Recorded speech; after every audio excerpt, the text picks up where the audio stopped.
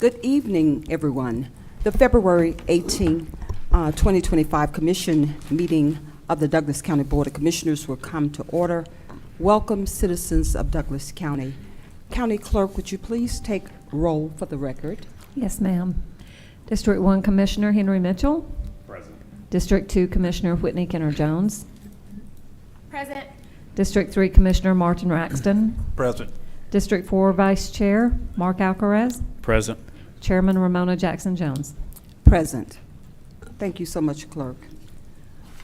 Board of Commissioners, we are pleased, and the citizens of Douglas County, we are pleased to have with us this evening Pastor James Harper from the First Presbyterian Church. He's here with us to lead us in our invocation. And please stand for the invocation, and after the invocation, please join me and the Board of Commissioners for the pledge to the flag. Thank you. It's a big crowd tonight. I feel like I need to lead music and take up an offering. Let me pray for us. God,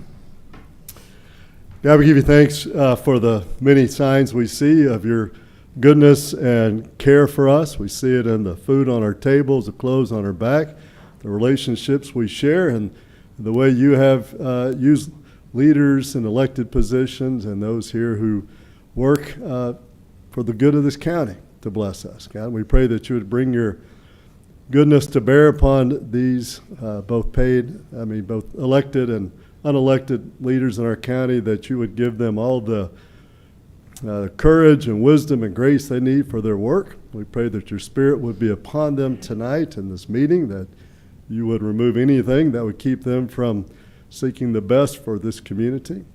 God, you call all of us to seek the best welfare and the flourishing of the people around us and the places that we live. We recognize that's not just a duty for those who are in government, but for all of us. And we pray that you give all of us insight on how we can do that well, and the drive and determination to live it out. For your good is to see all people lifted up, and give us the grace to do that ourselves. And we know that by your strength we can accomplish all things. And we pray these things in Christ's name. Amen. Amen. Pledge allegiance to the flag of the United States of America and to the republic for which it stands, one nation, under God, indivisible, with liberty and justice for all.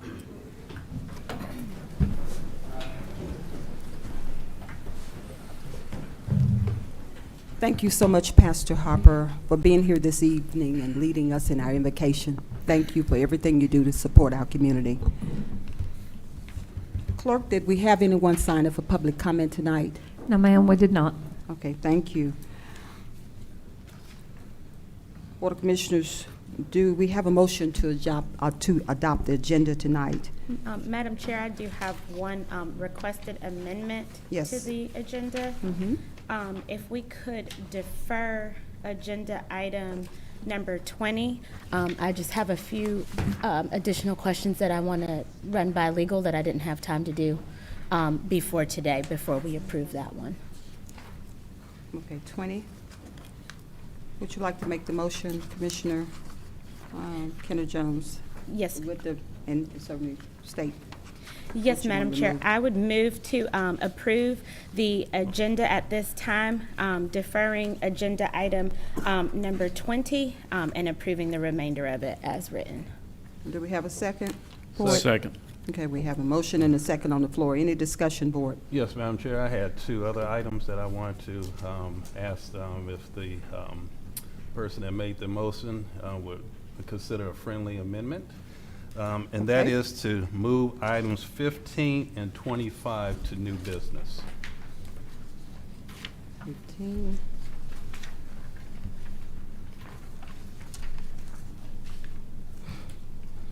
Okay.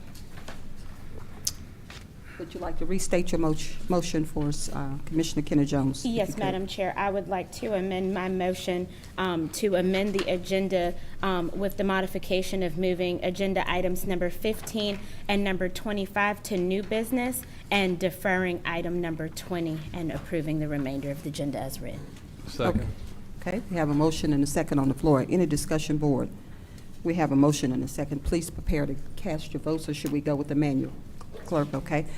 All in favor, please indicate by raising your right hand. We have a 5-0 unanimous vote, and the motion carries for the approval to move forward with this agenda. All right. Board of Commissioners, please be mindful that each commissioner has 3 minutes to make remarks and 2 minutes for rebuttal tonight. And next, we have Clerk, would you move with the announcement of our presentation next, which is, you want me to do it? Yes. Since I caught you off guard. Yeah. We have, certainly next, we have for our presentation, and make sure I'm not skipping anything. That's correct. Okay, is a swearing in of our Youth Commission.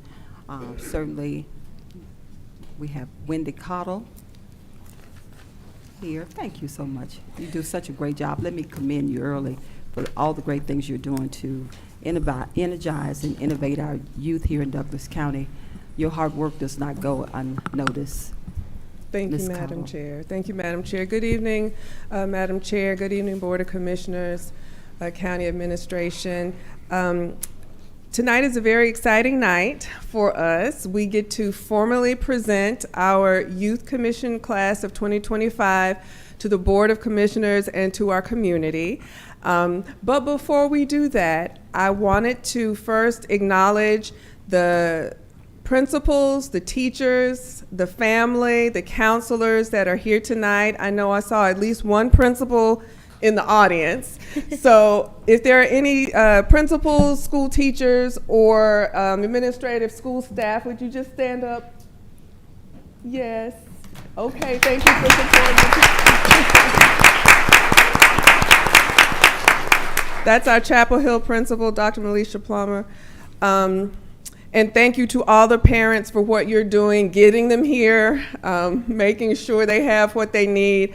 I know for a fact it is not easy, so thank you for investing in your children and investing in our future leaders. Now I am going to turn over the program to Jonathan Lewis. He runs our Youth Commission program, and he's going to tell you more about what we're doing with the youth and what we're doing tonight. Good evening, everyone. Good evening. My name is Jonathan Lewis, and I serve as the External Affairs Specialist for Douglas County. It's truly a privilege to be here today, surrounded by the bright and dedicated youth who represent the future decision makers of our community. As someone who works closely with the next generation of leaders, I've had the honor to watching each of them grow, learn, and develop a deeper understanding of how local government functions.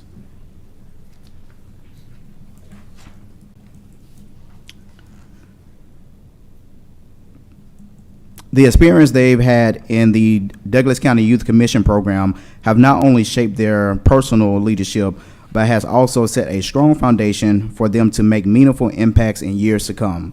What is Douglas County Youth Commission? Douglas County Youth Commission is a unique program that offers high school students the chance to engage directly with our county governance. From learning about the inner working of various government departments of understanding the importance of voting,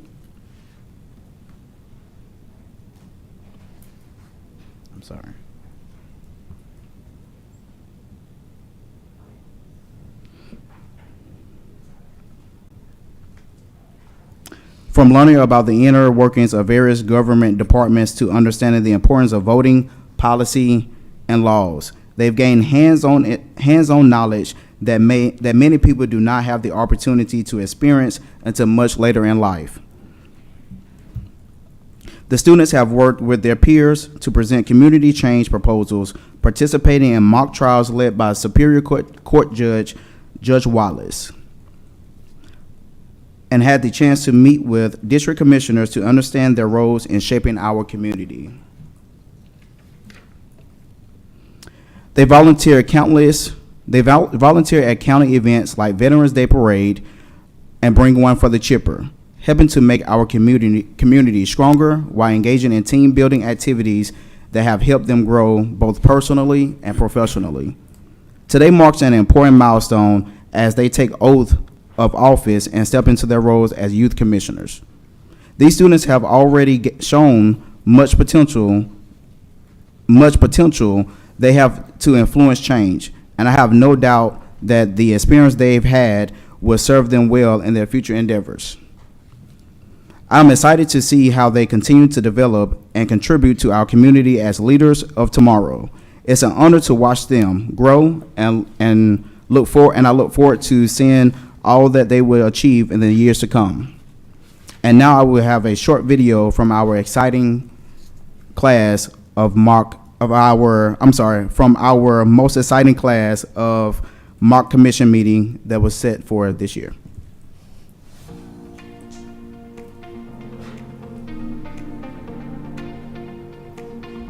Good afternoon. The December 10th, 2024 Commission meeting of the Douglas County Youth Commissioners will come to order. Tomorrow's leaders took on real issues and proposed creative solutions for our community during the Douglas County Youth Commission's mock Board of Commissioners meeting in Citizens Hall. Youth Commission officers, all graduates of the program, played the roles of commissioners. The current Youth Commission class presented 6 initiatives aimed at improving our community.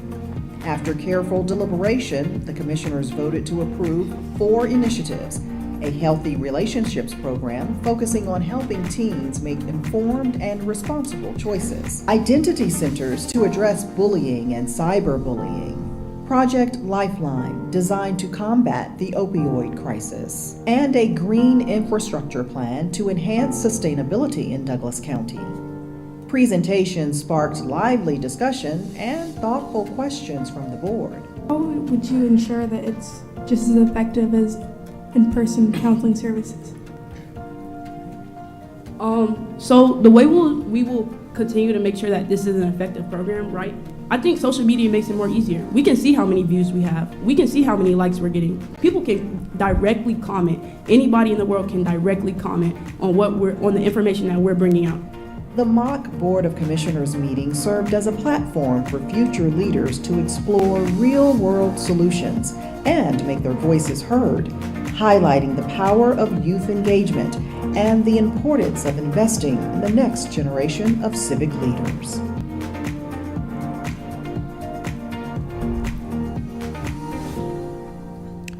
And now the 2025 class, Douglas County Youth Commissioners would love to introduce themselves to you guys.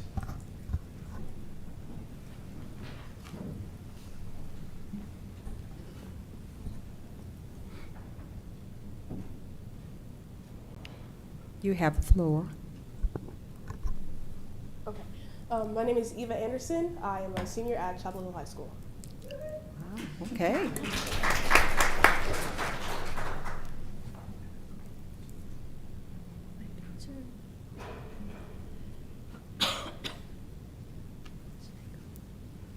Hi, I'm Gabriella Bowling, and I'm a senior at Douglas County High School.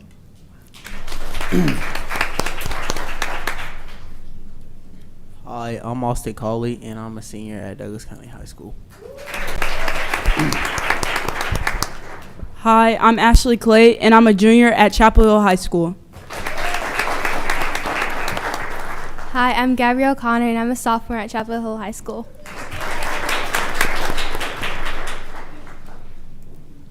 Hi, I'm Jordan Craddock. I'm a junior at Alexander High School. Hi, I'm Manoy Tinahoro, and I'm a junior at Douglas County High School. Hello, I'm Cameron Few, and I'm a sophomore at Chapel Hill High School. My name is Ryan Lawrence, and I'm a junior at Landmark Christian School. Hi, my name is Bryson Lyons, and I'm a senior at Douglas County High School. Hi, my name is Jackson Marshall. I am a junior at Chapel Hill High School. I'm Jasmine McDaniel, a sophomore at Douglas County High School. My name is Ramaya Moreau, and I'm a senior at Douglas County High School. Hi, my name is Chelsea Ann Goodford. I'm a senior at Chapel Hill High School. Good evening. My name is Eniola Alaoye, and I am a senior at Douglas County High School. My name is Trinity Peterson, and I'm a junior at Douglas County High School. My name is Danny Robinson, and I'm a senior at Lithia Springs High School. Good evening. I'm Oscar Serna, and I'm a senior at Douglas County High School. I'm Isaiah Singleton, and I'm a sophomore at Douglas County High School. Good evening. My name is Madison Smith, and I'm a sophomore at Chapel Hill High School. My name is Olivia Wilson, and I'm a sophomore at Chapel Hill High School. And now we will have the 2025 Douglas County Youth Officers to introduce themselves. My name is Lokesh Pampati. I'm a senior at Chapel High School, and I'm a Douglas County Youth Commission officer. Good evening. My name is Bryson Simmons. I go to Douglas County High School, and I am a senior, and I am the vice chairman of Youth Commission. Good evening. I'm Khalifa Reed. I am a senior at New Manchester High School, and I'm the chairwoman of Douglas County Youth Commission. On behalf of the Youth Commission, I would like to thank the Board of Commissioners for your support and your commitment to the youth in our community. This program has been very beneficial to its participants because it allows young citizens to be exposed to the inner workings of local government and provides opportunities to serve the community. Thanks to Douglas County Youth Commission, I've had opportunities to visit the state capitol, meet federal and state legislators, and work with elected officials on the local level. To the 2024-2025 Youth Commission class, congratulations on your swearing in. The Youth Commission alumni look forward to you joining us as the youth leaders in Douglas County community. Thank you.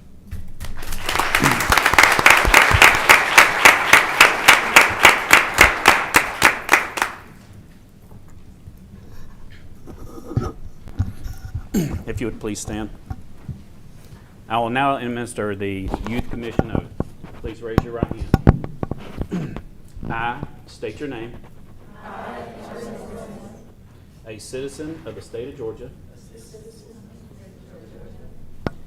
and of the United States of Georgia, United States, and a member of the Douglas County Youth Commission, do hereby solemnly affirm that I will support the Constitution of the United States and the Constitution of the State of Georgia. That I will honestly and faithfully perform the duties assigned to me to the best of my skill and ability, serving the best interest and well-being of Douglas County, and that I will at all times abide and conform to the laws, ordinances, rules, and regulations approved by the Douglas County Commissioners. Do you affirm? I do. Congratulations, 2024-2025 Youth Commission Class.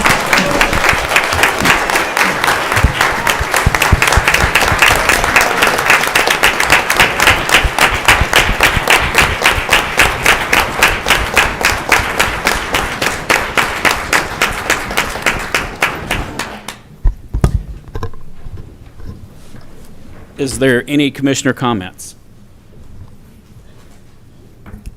I'll kick off. Thank you so much. I'm just so impressed with what our youth are doing here in Douglas County, and certainly just thankful that a dream has come true for me for our youth, because you all are our future. You will take the mantle, you will run, you will do great things, and allow the rest of us to get to the beach. So I am just so excited for your youth, your ability to just come in and take the mantle and learn about county government at all levels, because you will have a voice, and your voice need to be heard. And so this is just such a breath of fresh air, and I appreciate my administration allowing this to come forth during my time. And this is something that I thought about, and going to give credit to Tiffany Stewart Stanley, who's my chief of staff, who led and made the vision come true, and Wendy Cottle, who has been here for you. Jonathan, thank you.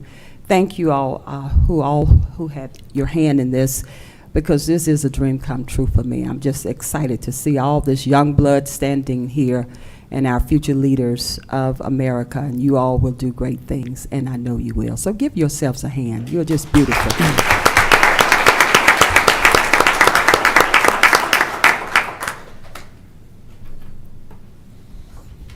All right, well, good evening, and it's so good to see so many of you involved and having an interest in government. I know when I was in school, having a career in government was never talked about, unless it was serving maybe at the post office, maybe doing IRS, but to actually be a leader, to have a career path in government, and for you to start at this age is just wonderful. So I commend each and every one of you. I have spent many hours at both Chapel Hill High School and Douglas County High School, so I have an affinity for those two high schools, so that's where my son's matriculated from. But I'm very excited about where the future is for you, and I look forward to seeing you in these seats in the future. So congratulations and job well done, and to the staff, thank you.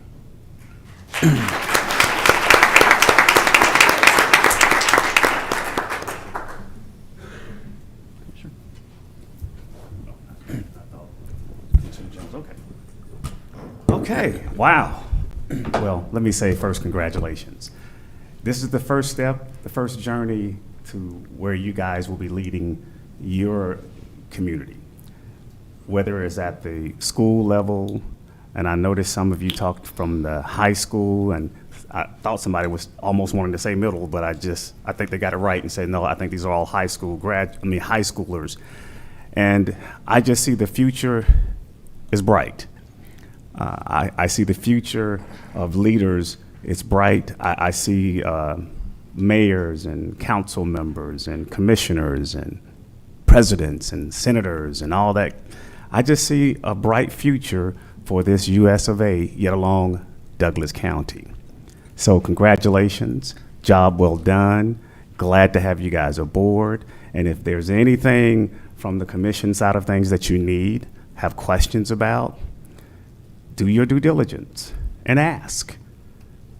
And we're here to give the answer, or at least put you guys in the right direction of where these answers are. I think this is a great class. I'm looking forward to working with you guys, because trust me, we need a lot of help. Trust me, this is not an easy job, and trust me, it takes people like you that we need to understand and do a better job with. So congratulations once again, job well done. I'm excited to see you guys hang out, come around, and lead our young folks, which you'll be sitting in these seats doing that, and I look forward to that. So once again, thank you and congratulations. Job well done.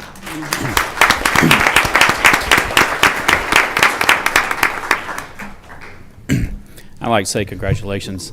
As a lifelong resident of Douglas County and a Douglas County alumni, this is possible. This is possible for each and every one of you. But remember one thing, now that you've taken this oath, you placed yourself in a leadership role. Eyes will now be on you. You're to conduct, I hope that you conduct yourself to where you may not only make yourself proud, but you make this community proud. And the eyes are on you. Just, again, I thank you for stepping up, because so many don't. And we need leaders. We have plenty of followers, but we need people who are going to lead. So congratulations to you all, and we look forward to seeing you around the courthouse. And when you see us, feel free to say hello. We don't bite. But congratulations again, and we look forward to seeing you soon.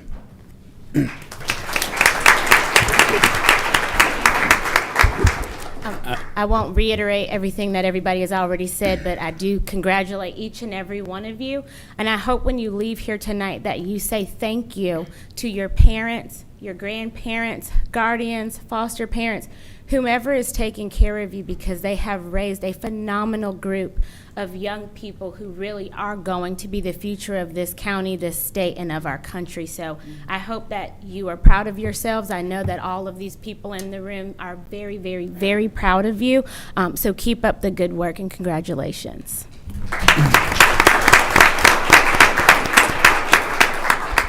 Madam Chair, I'll yield the floor back to you. Okay, thank you. Do we want to go take a photograph now, or I would like to do that since we have such a large crowd. Okay. We'll come down to you all. Is that okay?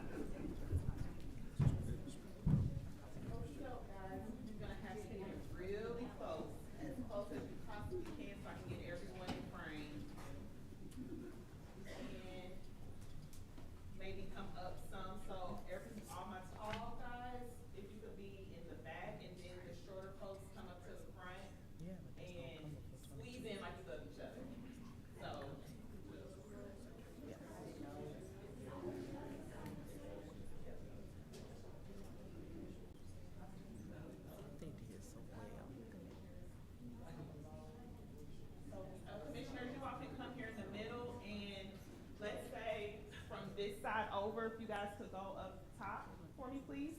You can just go right around the stairs. And from here over, you guys can do the same and go right in front of the seal. So y'all just come up here. And then, yes, Madam Chair, and just congratulate your seats over. Okay. If y'all pull the seats back, I'll get them. So, yeah, move them over.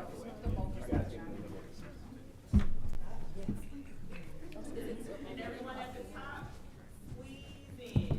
Try to line up with our friends down here at the bottom. So I need you to come in some more. Come in some more.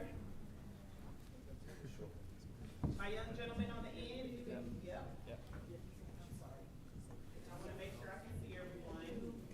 So if you can't see me, I can't see you.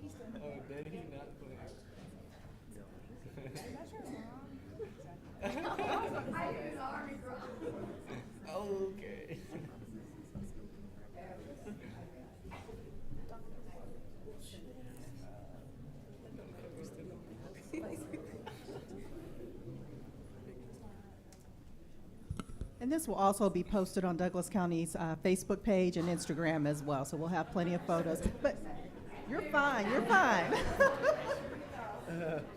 All right, everybody good? Thank y'all, beautiful job. Thank you, Youth Commission.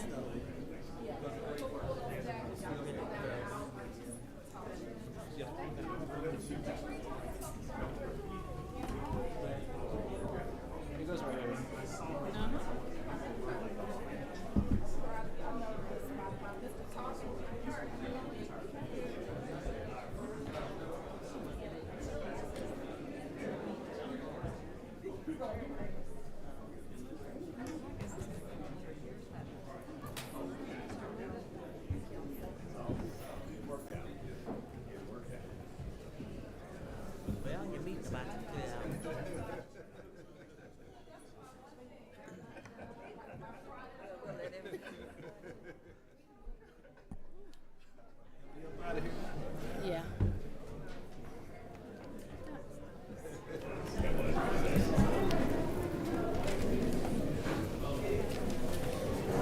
Great job, Vice Chair. Great job. That's okay. That was great. That was perfect.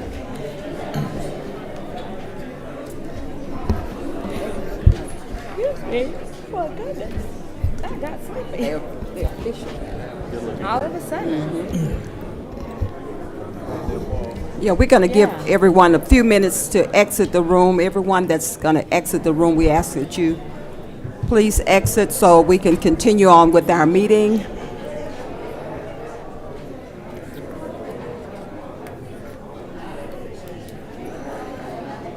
Few minutes.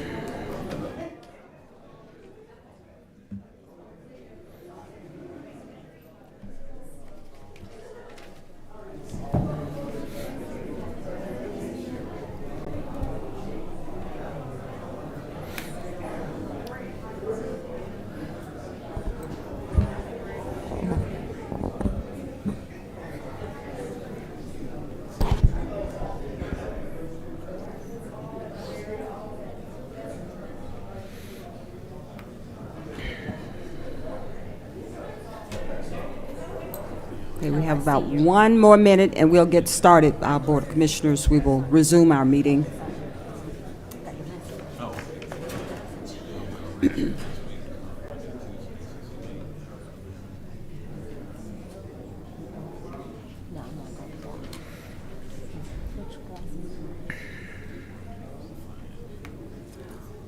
Okay, Board of Commissioners, are we ready? Yes. Board of Commissioners, we're ready. Okay. Again, what a great day here in Douglas County for our Youth Commission, and the swearing in was greatly a success tonight. And thank you so much, Vice Chair, for swearing in our youth, and I am just so proud. This is a proud moment. Board of Commissioners, we're going to move on to our approval of the minutes. Next on the agenda is the approval of the minutes. You have the minutes of the commission meeting of February 4th, 2025, the work session minutes of February 3rd, 2025, and the executive session minutes of February 3rd, 2025. Do we have a motion to approve, Board? So move. We have a motion. Do we have a second? Second. We have a motion and a second. Any discussion? We have a motion and a second. Please prepare to cast your electronic votes.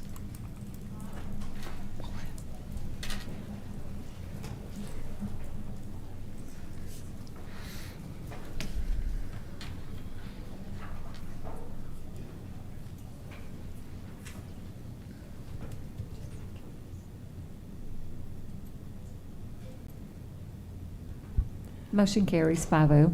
Okay, Board of Commissioners, we have a 5-0 unanimous vote, and the motion carries. We're going to move on to proclamations. We have 2 proclamations tonight. Please remain until both proclamations are read so we can take pictures, and this is for our recipients. Clerk, please begin with our proclamations, please. Yes, ma'am. Number 4 on the agenda is proclaiming the month of March 2025 as Stop the Violence Month in Douglas County. And we have Michelle Charles here to read the proclamation. I hope I pronounced your name right.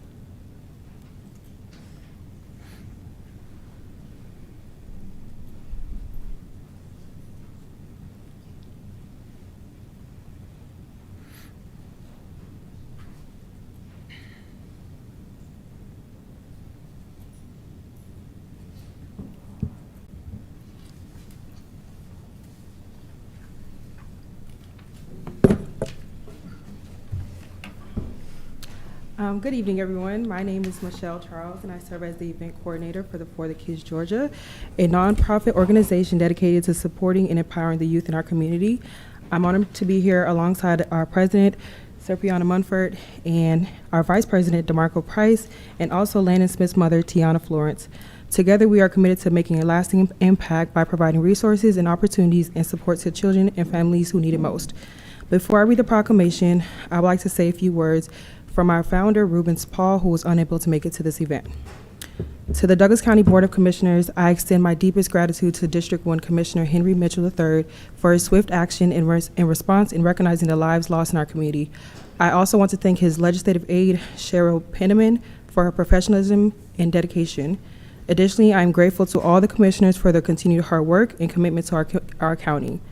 Though I am unable to be present today for the proclamation reading, my heart remains with the families of Landon Smith, Ajane Hill, and Samuel Moon. These precious souls was taken from us far too soon, and my thoughts and prayers are with their mothers, fathers, siblings, and loved ones. For the Kids Georgia stands with you in remembrance, support, and advocacy. I invite the community to continue supporting For the Kids Georgia so we as young adults can uplift and empower the next generation. Let us come together and create a safer, stronger future. I also extend an invitation to all the commissioners and the entire community to join us for the Stop the Violence Walk on March 1st, 2025 at 2 p.m. Let's stand united in our commitment to ending violence and fostering peace in our community. Thank you for your continued support. Sincerely, Rubens Paul, founder of For the Kids Georgia, Incorporated. Proclamation, Douglas County Board of Commissioners, Stop the Violence Month. Whereas the Douglas County community has experienced a tragic loss of promising young lives due to senseless acts of violence, highlighting the urgent need for community-driven solution and violence prevention initiatives, and whereas Landon Smith, a vibrant 15-year-old, tragically lost his life as an innocent bystander at his first party. His birthday, March 2nd, serves as a powerful reminder of the potential and hope that gun violence can prematurely extinguish. And whereas Ajane Hill, a 14-year-old with boundless potential, was taken from us far too soon, leaving behind a community mourning her loss and demanding action to ensure such tragedies do not happen again. And whereas Samuel Moon, a 15-year-old young man with a bright future, was another life stolen due to senseless violence, underscoring the urgent need to address the root cause of such acts in our community. And whereas March 2nd will be recognized annually as Landon Smith, Ajane Hill, and Samuel Moon Day, a day to honor the memories and to unite the community in healing, remembrance, and action. And whereas the month of March shall be declared as Stop the Violence Month in Douglas County, dedicating to fostering education, awareness, and prevention efforts to reduce violence and create a safer community for all. And whereas For the Kids Georgia, in partnership with Landon Smith family, successfully executed the inaugural Stop the Violence Walk on March 2nd, 2024, an event that brought residents, leaders, and organizations together in solidarity and will continue annually as call to action. And whereas Stop the Violence Month will focus on community workshops and education, engaging residents in meaningful discussion and training on violence prevention, youth engagement empowerment, providing safe spaces and resources for young people to thrive and avoid violence, collaborative initiatives, encouraging partnerships among law enforcement, schools, nonprofits, and other stakeholders to create a systematic change. Now, therefore, be it resolved that the Douglas County Board of Commissioners officially proclaims March 2nd as Landon Smith, Ajane Hill, and Samuel Moon's Day, and the month of March as Stop the Violence Month, to honor these young lives and to dedicate our community to preventing further tragedies. So proclaim this 18th day of February 2025. Thank you. Thank you so much for reading the proclamation. And just appreciate you coming forward, Ms. Charles. Did I get it? Board of Commissioners, you've heard the proclamation. Do we have a motion to approve? So moved. Second. We have a motion and a second on the floor. Any discussion? Board. Commissioner Mitchell, you have the floor. Just one. And I want to just say thank you, and to Paul for sure, for reaching out to my office, and to Sherelle and all of us to ask that we present this proclamation to the family. It's a tough loss, lives lost too soon, and we all know that. But I appreciate Paul and all of you who are standing up and just taking the lead to make a difference now and make those that we've lost proud. So I'm just touched, I'm saddened, but I feel good about what we're doing, that we're going to make sure that these three names be said out loud, acknowledged, and be a part of our lives, continuously be a part of our lives. And I just want to say thank you, and to the families, you know, that's a hard loss.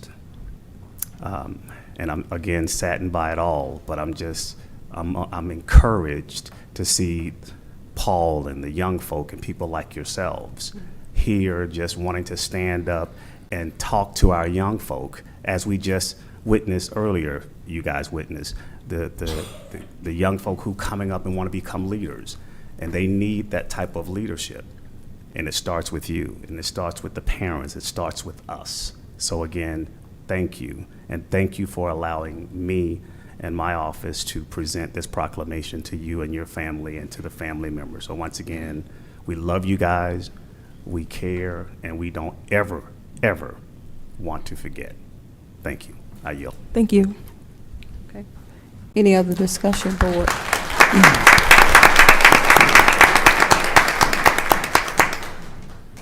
Thank you so much, Commissioner Mitchell.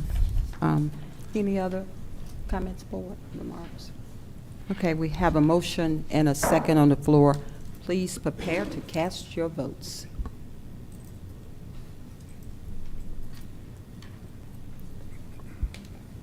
Motion carries 5-0.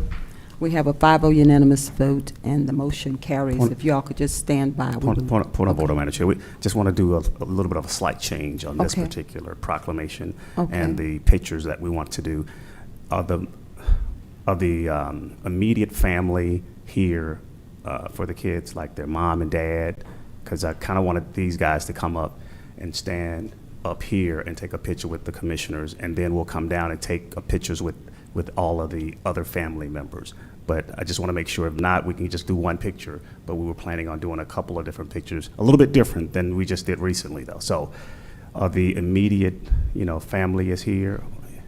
Okay. Yeah. So Come on up with us. if that's Yes. yes, and if that's the case, yes. So if you guys will come up here, and we can get staff to just kind of prepare to take pictures and bring the proclamation. Can we get the proclamation if we could, please? And you guys come up here, though. You guys gonna come up here. You're going to come up here with us. We're gonna do it a little bit different. Okay.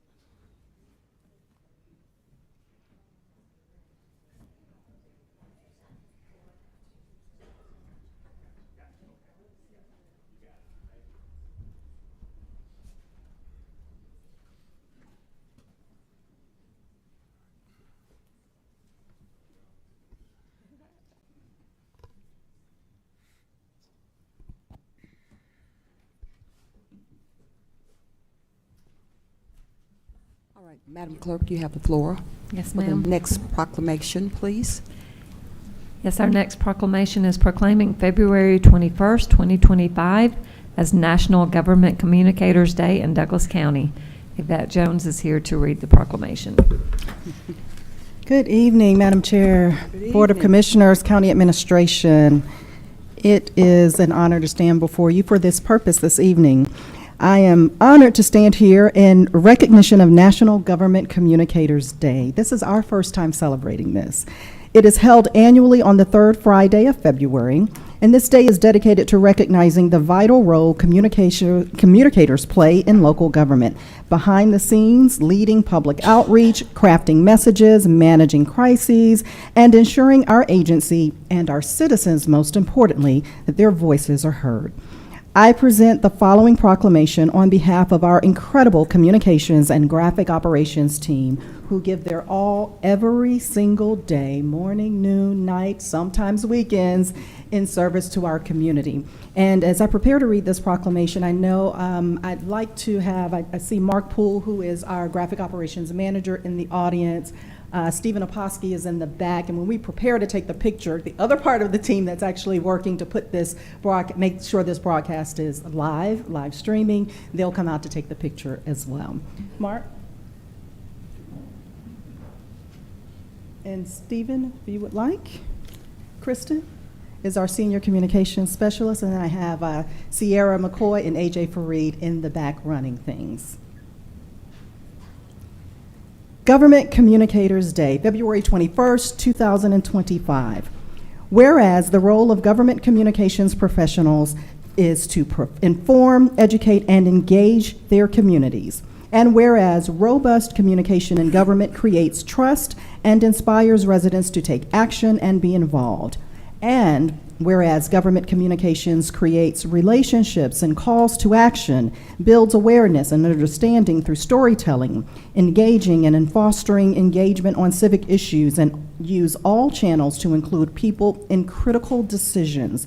Whereas it is essential to have strong communications in government because it is a foundational element of living in a democracy where citizens have the freedom to make their voice be heard. And whereas Douglas County is proud and has deep gratitude and recognition for government communicators' professionalism, dedication, hard work, commitment, enthusiasm, and sacrifice. Now, therefore, the Douglas County Board of Commissioners does hereby proclaim February 21st, 2025 as National Government Communicators Day here in Douglas County, and encourages all residents to thank the members of the Douglas County Communications Department who have dedicated their careers to ensure Douglas County has effective, impactful, and successful communication strategies that resonate and are relevant. So proclaimed on this 18th day of February 2025, signed by Dr. Ramona Jackson Jones, Chairman, Henry Mitchell III, District 1, Whitney Kenner Jones, District 2, Martin W. Roxton, District 3, and Mark Alcarez, Vice Chair, and District 4. Thank you so much. All right, Board of Commissioners, you've heard the proclamation. Do we have a motion to approve? So moved. We have a motion and a second on the floor. Any discussion, Board? We have a motion and a second. Please prepare to cast your electronic votes.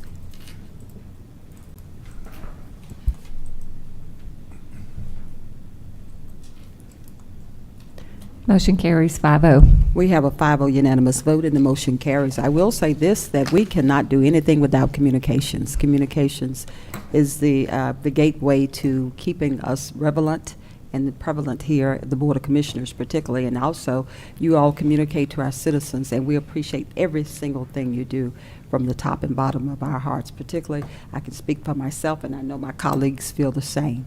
You all do a dynamic job of getting the message out, making sure that we are meeting people where they are, or our community where they are, and that takes a lot of work. So your hard work does not go unnoticed.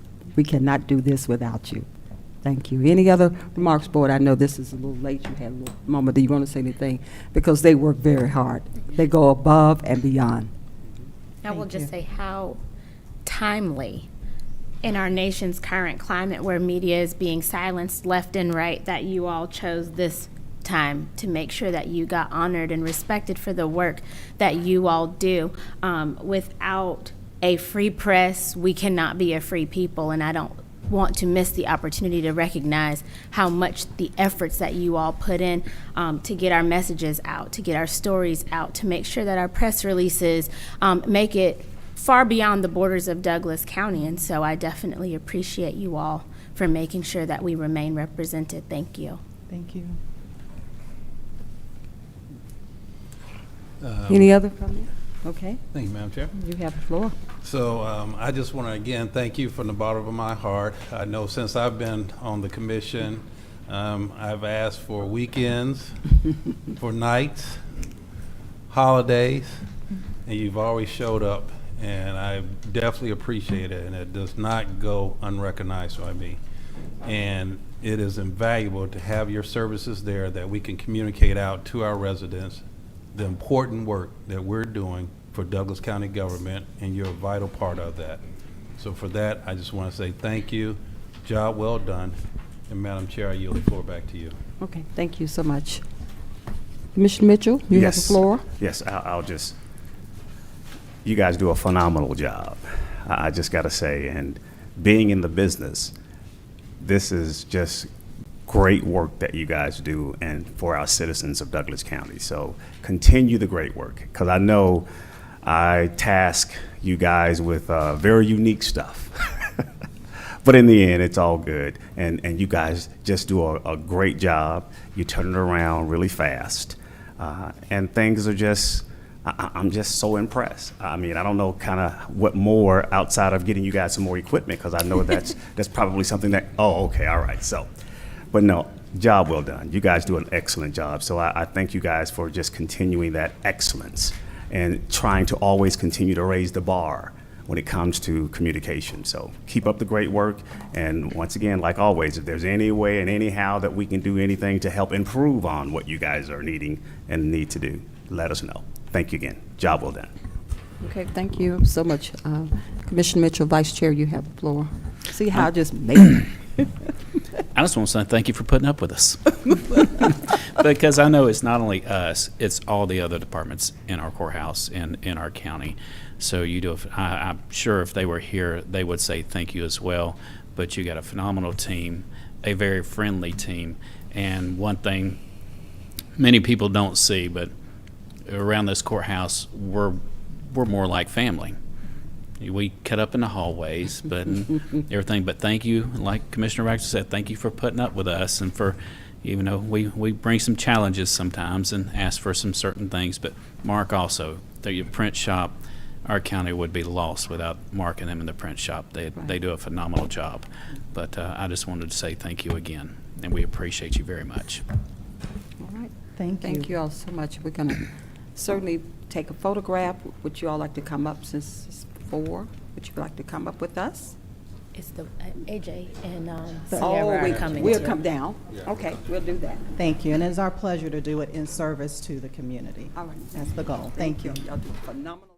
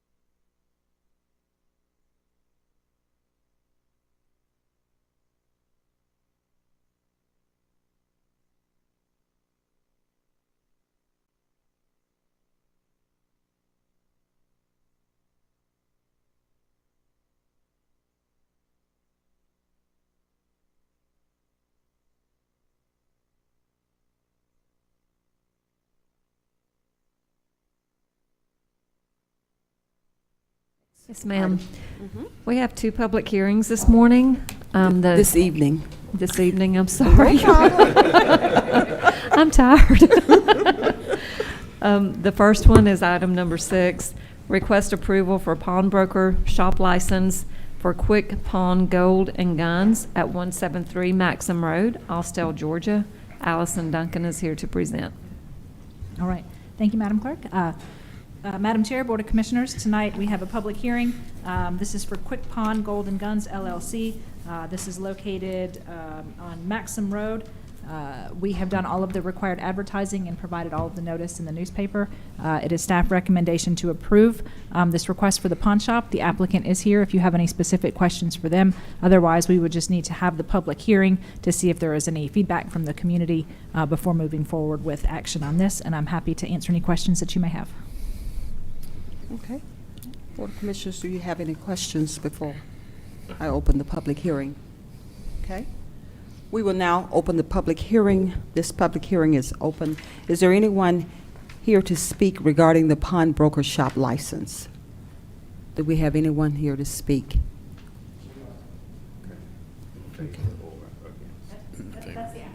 Okay. If the applicant wants to come forth, or whoever. Did I hear a voice? Let me take my glasses off. Okay. Yes, the applicant is here, and if they would like to speak, this would be the appropriate time. And if you have any Okay, questions for them, perfect this would be time. a great opportunity to answer Okay. those questions. So, thank you.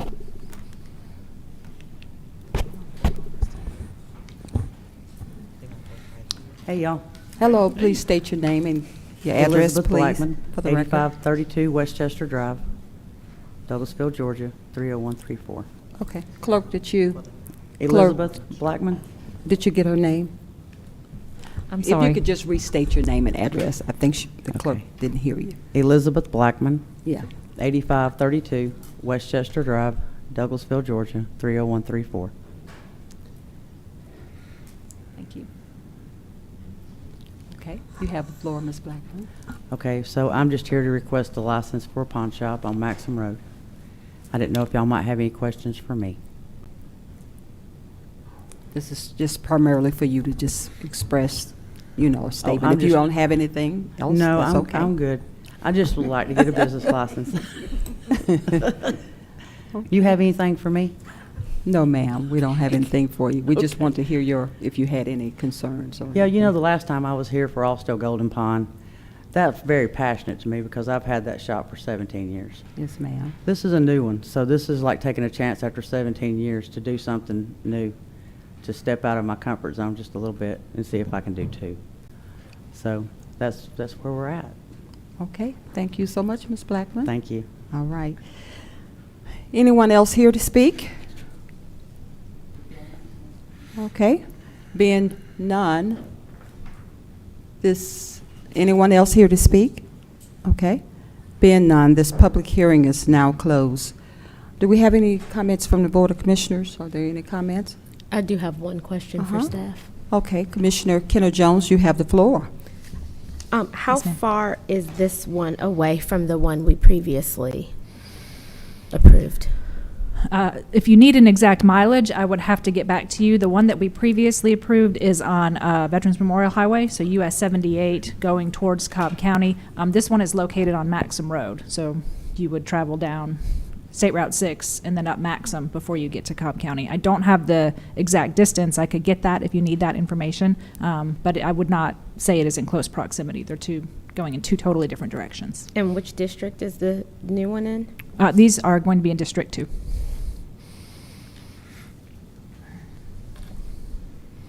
Thank you.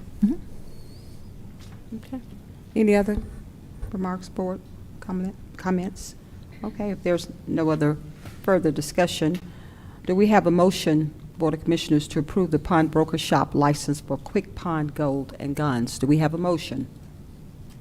So move. Do we have a second?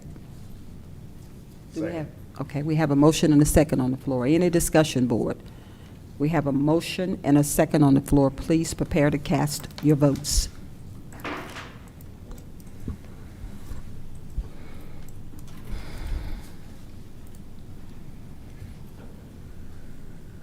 Motion carries 4-1. Okay, we have a 4-1 vote. And the motion carries, Board of Commissioners. All right, we're going to move on to the next item. We have, Madam Clerk. Yes, ma'am. Number 7, House Bill 581, Homestead Exemption Opt-out. Tiffany Stewart Stanley is here to present. Good evening, Commissioners, evening. Madam Chair, Board of Commissioners. So I'm here for our third and final hearing for House Bill 581. Just here to provide some brief information, and then we will play the video for the benefit of the citizens who may not have seen it before. So HB 581, as we know, has 3 major components. First, the bill provides for some procedural changes to property tax assessments and appeals. Second, the bill provides for a new statewide homestead exemption that applies to local governments unless the local government affirmatively opts out. And third, the bill creates a new local option sales tax available to be used for property tax relief. And at this time, we will play the informational video. What is House Bill 581? Approved by voters last November, the bill aims to protect homeowners from extreme fluctuations in property tax assessments by offering what's called a floating homestead exemption, which generally offsets increases in the taxable value of a property. Under the new law, residential property assessments cannot increase more than the rate of inflation or other specified metric each year, regardless of how much the home value increases. For instance, let's assume the taxable value of a home increases from $100,000 to $110,000. That's a $10,000 difference, of course. But if the inflation rate is 2%, the floating exemption caps the taxable value at $102,000, exempting the property owner from the remaining $8,000. It's important to note the tax break does not apply to commercial, industrial, or non-homesteaded properties such as rentals. The law went into effect in January, but Georgia counties, municipalities, and school districts have a small window of opportunity to opt out by March 1st, following a series of 3 public hearings. The Douglas County Board of Commissioners is considering opting out. Among the reasons, by opting out, homeowners will retain all current homestead exemptions and benefit from the county's floating homestead. Opting out also allows the county to maintain control over its property tax rates, which could potentially be lower at times than the current rate of inflation. Prior to making its final decision, the BOC will hold 3 public hearings, January 23rd at 6 p.m., February 4th at 10 a.m., and February 18th at 6 p.m. We value your voice and look forward to hearing your input. Thank you to our communications team for that wonderful video. I just wanted to add a couple of other things. So there are a couple of changes that will happen regardless of whether the Board of Commissioners opts in or out.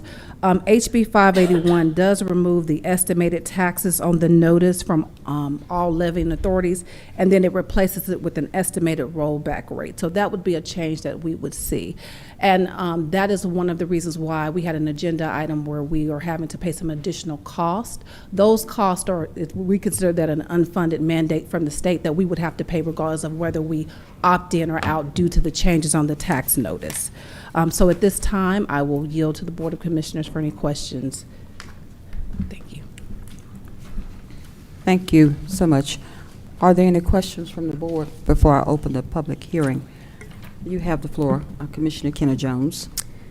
So I know one of the provisions that people keep mentioning is that there is an opportunity for us to have a SPLOST if we choose to remain opted in. Is it correct, though, that you do not get the opportunity to go for a SPLOST referendum unless all the municipalities in your county also remain opted in? So there's a provision of the law that allows for us to go for the FLOST if we have a qualifying homestead exemption. And so that would be the question to determine what that qualifying homestead exemption is, but we would have that chance if we opt out to still go for that FLOST. But do all of the municipalities have to do the same thing? Like all of your cities and county either have to opt in or everybody has to opt out? So when I looked at the ACCG and GMA frequently asked questions, it is stated that it is as long as your county has that qualified homestead exemption, that you can still go forward with the floss regardless of opting in and out. Okay, and so then if we choose to do that, then it would go as a referendum That's to the correct. voters, and then they would still get the opportunity to say yes or no. That is correct. We will have to get the voters' approval to go for that additional tax. Have you seen in any other jurisdictions that have adopted a floating exemption like this have disparate impacts once their properties are sold and they're now going to buy new properties? I will defer to the tax assessor for that answer to that question. Can you repeat the question? So in other jurisdictions that have enacted legislation like this, like Florida would be an example, are there concerns that there will be a disproportionate impact to individuals who are now purchasing new property after the homestead exemptions have been in place for a significant period of time? Our current homestead exemption does the same thing. So opting in or out, it does facilitate disproportionate. Okay, I was reading an article that was basically saying that a condo in Florida that is in the same building, built on the same year, at the same time, an individual who's been in that particular property for 15 years is paying $2,000, but someone who's purchasing it now as a new resident is paying $14,000 in property tax. So it almost kind of seems like it creates a situation of winners versus losers. If you are longevity in that property, you're benefiting, but if you sell and go purchase new, you really may not know what to expect to pay. You're absolutely right, and it does. And our current homestead also does that. And if we, and I'm not sure if this is a question for you or if it's a question for Ms. Stewart-Stanley, do we have the option or opportunity to engage in additional local exemptions should we opt out of this? For instance, if there was a target population that we wanted to make sure had an additional exemption, because it's my understanding that really these bills like this are intended to assist seniors who have fixed incomes from having the overinflated property tax bills year over year. So are there other exemptions that we would be able to institute or make available to them so that we are meeting the need that this is intending to address without the disparity? I am sure there are, but I'm thinking it would be coming from the governing authority. Can you just say that on the thing? People can't hear you. Good evening, Madam Chair, Board of Commissioners and the administration. The big difference in what you are alluding to, Commissioner Jones, is that the board now has control because we opted out to control those kind of disparities versus if you didn't, it's governed by a statewide cap. So we do have the, I guess, latitude to do that on a local level? You certainly do, yes, ma'am. Okay. Is there any way or things that you have seen work well in jurisdictions that remained opted in for exemptions like this to make up or better forecast what your overall income will be so that we can appropriately budget going forward? Did you say the people that opted in? Like if there's a jurisdiction in another state that has done this and they, because my understanding is it's going to make it more difficult to figure out how much we're actually going to collect in taxes, or that we may collect less in tax because there's more people that have the exemption that's based on the rate of inflation. So what are other places doing to make up for that loss of revenue?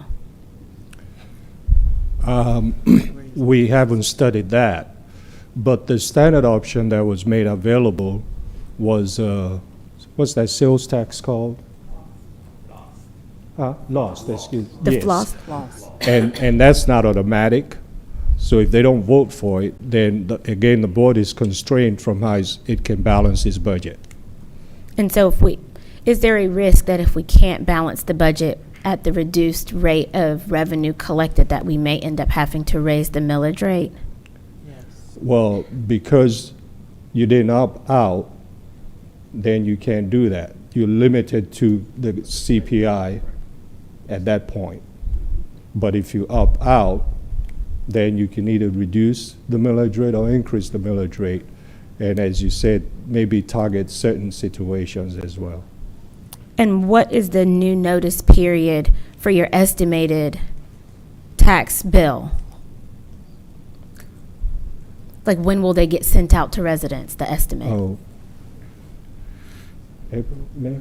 You Tax project- assessor, if you could come forth, please. The statutory deadline to produce assessment notices is July 1st. Will that impact people's appeal period? There will still be a 45-day period. So it's 45 days after the notices go out. It will not. And will that information be included in the new version of the bill? It will be. And then I guess what can be put in place, because from my understanding of the video we just watched, that all of the bills are going to come out with a statement that says what their estimated rollback is. But if we don't actually roll back, then people will be under the assumption that they're paying at a reduced amount, and then they may get their bill and it's not at a reduced amount. Yes, Commissioner. What we are contemplating is to include in the notice information literature, letting them know that the format of the notice was mandated by state law. Mm-hmm. It is not guarantee that you all intend to roll back. It's just the way the notice is supposed to appear. So that kind of addition to the envelope we will bring forward, make sure you all are comfortable with, and that the citizens will not miss it and understand precisely what it's saying. Madam Chair, I yield back. Thank you so much, Commissioner Jones. Any other comments? Board member? Commissioner Mitchell, you have the floor. Yes, I just one. So the insertion is what you're speaking of, that we're going to put inside the tax bills that we're working on now at the current moment, that would hopefully explain if by chance this board opts out. So we can better understand, because it is going to be just as confusing, if not even more confusing, to get a notice that says one thing but means another. Mm-hmm. Correct? That's correct. So the Finance Committee has been on, the chair and the vice chair has been working on that whole insertion as to what that would look like, how it would read, to better explain what this may or may not be, though. So where are we with that particular insertion? Have we kind of formalized something? Because I know we was trying to get from other jurisdictions and all this other good stuff to figure out exactly what that may or may not be, though. Have we got there yet, or are we still working on that? We're still working on it. Officially, the expectation is if it's finally adopted today, correct, then we have the go-ahead. That's correct. To produce such information. Right. And I just want to make that known so the public will understand that we're working on it, and we're working on what the insertion will be and how it would read, to better understand what the notice that the state has mandated that we send out, which is confusing. Yes. Okay. That mandate that you spoke of, or somebody spoke of, the assessment value, I mean, the computer or the equipment that we'll be using, do we know what that amount may be that we're looking at? And, you know, have we kind of, is it already kind of within the budget of that, the tax commissioner or the board of assessor? Not the board of assessors, the assessor. Yes, Commissioner. Okay. So that amount was roughly $26,000? $20,000, $600. Right. And that has been allocated for the tax assessor's office to use. And so that we're clear, that's equipment that, not our choice in the matter. That's correct. It's what we have to do. Yes. To communicate with the state. That's correct. So Tyler Technologies, there has to be a change of how the notice as well as the tax bill, because one of the things that will also happen is you have your assessment notice, but you also have the tax bill. So on the tax bill, if, let's just say, for example, the county exceeds the rate that we actually put on the notice, there has to be a statement on that tax bill that says the Douglas County Board of Commissioners exceeded the amount that was on your assessment. So the citizens will not only get the insertion, but they will also have a statement on their tax bill that shows that whatever governing body exceeded that amount, it will have to state that. So if we don't exceed it, then that statement does not exist on the bill. And just so you know, you just confused everybody again. I didn't mean to. But that's okay, though. That's okay. That's what I know. That's what the problem is. Yes, it's confusing. Yes. But we're doing our part. Yes. By having the public notice. Yes. And depending upon where this board goes, and I guess we're getting ready. Are we voting today on this? Or Yes. Yes. Okay. Yeah. So We have to have a decision to the state by March 1st. Right. Yes. So we're getting there. I mean, Yes. but again, that's out of all the meetings we've been having, trying to get there. This is the time now that we can cast this vote either in or out. We'll determine kind of what the insertion will be or not, or how we would move based on the state or based on local government. That is correct. And I don't want to confuse people even further, but there is a bill in the legislature right now to clean all of this up. So if that passes, there may be some changes. I just want to put that out there. I don't know if it's going to move forward, but some legislators have recognized that it is confusing for local governments. Yes. So that we could have some changes coming our way before the end of the session. Now, I know you probably don't know this, but how many within the 159 counties that we have, how many that you know of that actually opt in? That are opting in. I want to say this, the only one that I know, and I think it's the city of Atlanta, may be opting in. Okay. But the problem is everybody's getting it done before March 1st, and they only had from January 1st, so we'll probably be able to give you a better list in the next week or so. Okay. I was just curious. Okay, thank you very much. I yield back. Okay, thank you. Okay, thank you so much, Commissioner Mitchell, and thank you for serving as Chairman of Finance. I mean, you hit the ground running with the topic. Yes. House Bill 581. I had one question for you. Well, let me check with my fellow commissioners. You have a question? Chief of Staff, I have one question for you.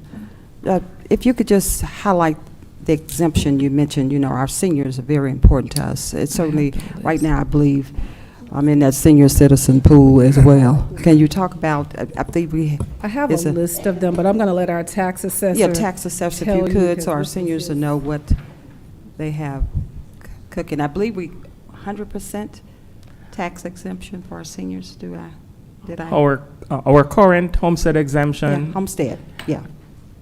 So as it is currently, it's our base exemption is $6,000, and those who are in their homes forever, there is no CPI. So what we do have currently is excellent. And the longer you stay in the homes, it creates that disparity. However, what Douglas County has is among the best. The only metro county that is better than us is Cobb, with a base of 10,000. Ours is excellent currently. So we're number 2.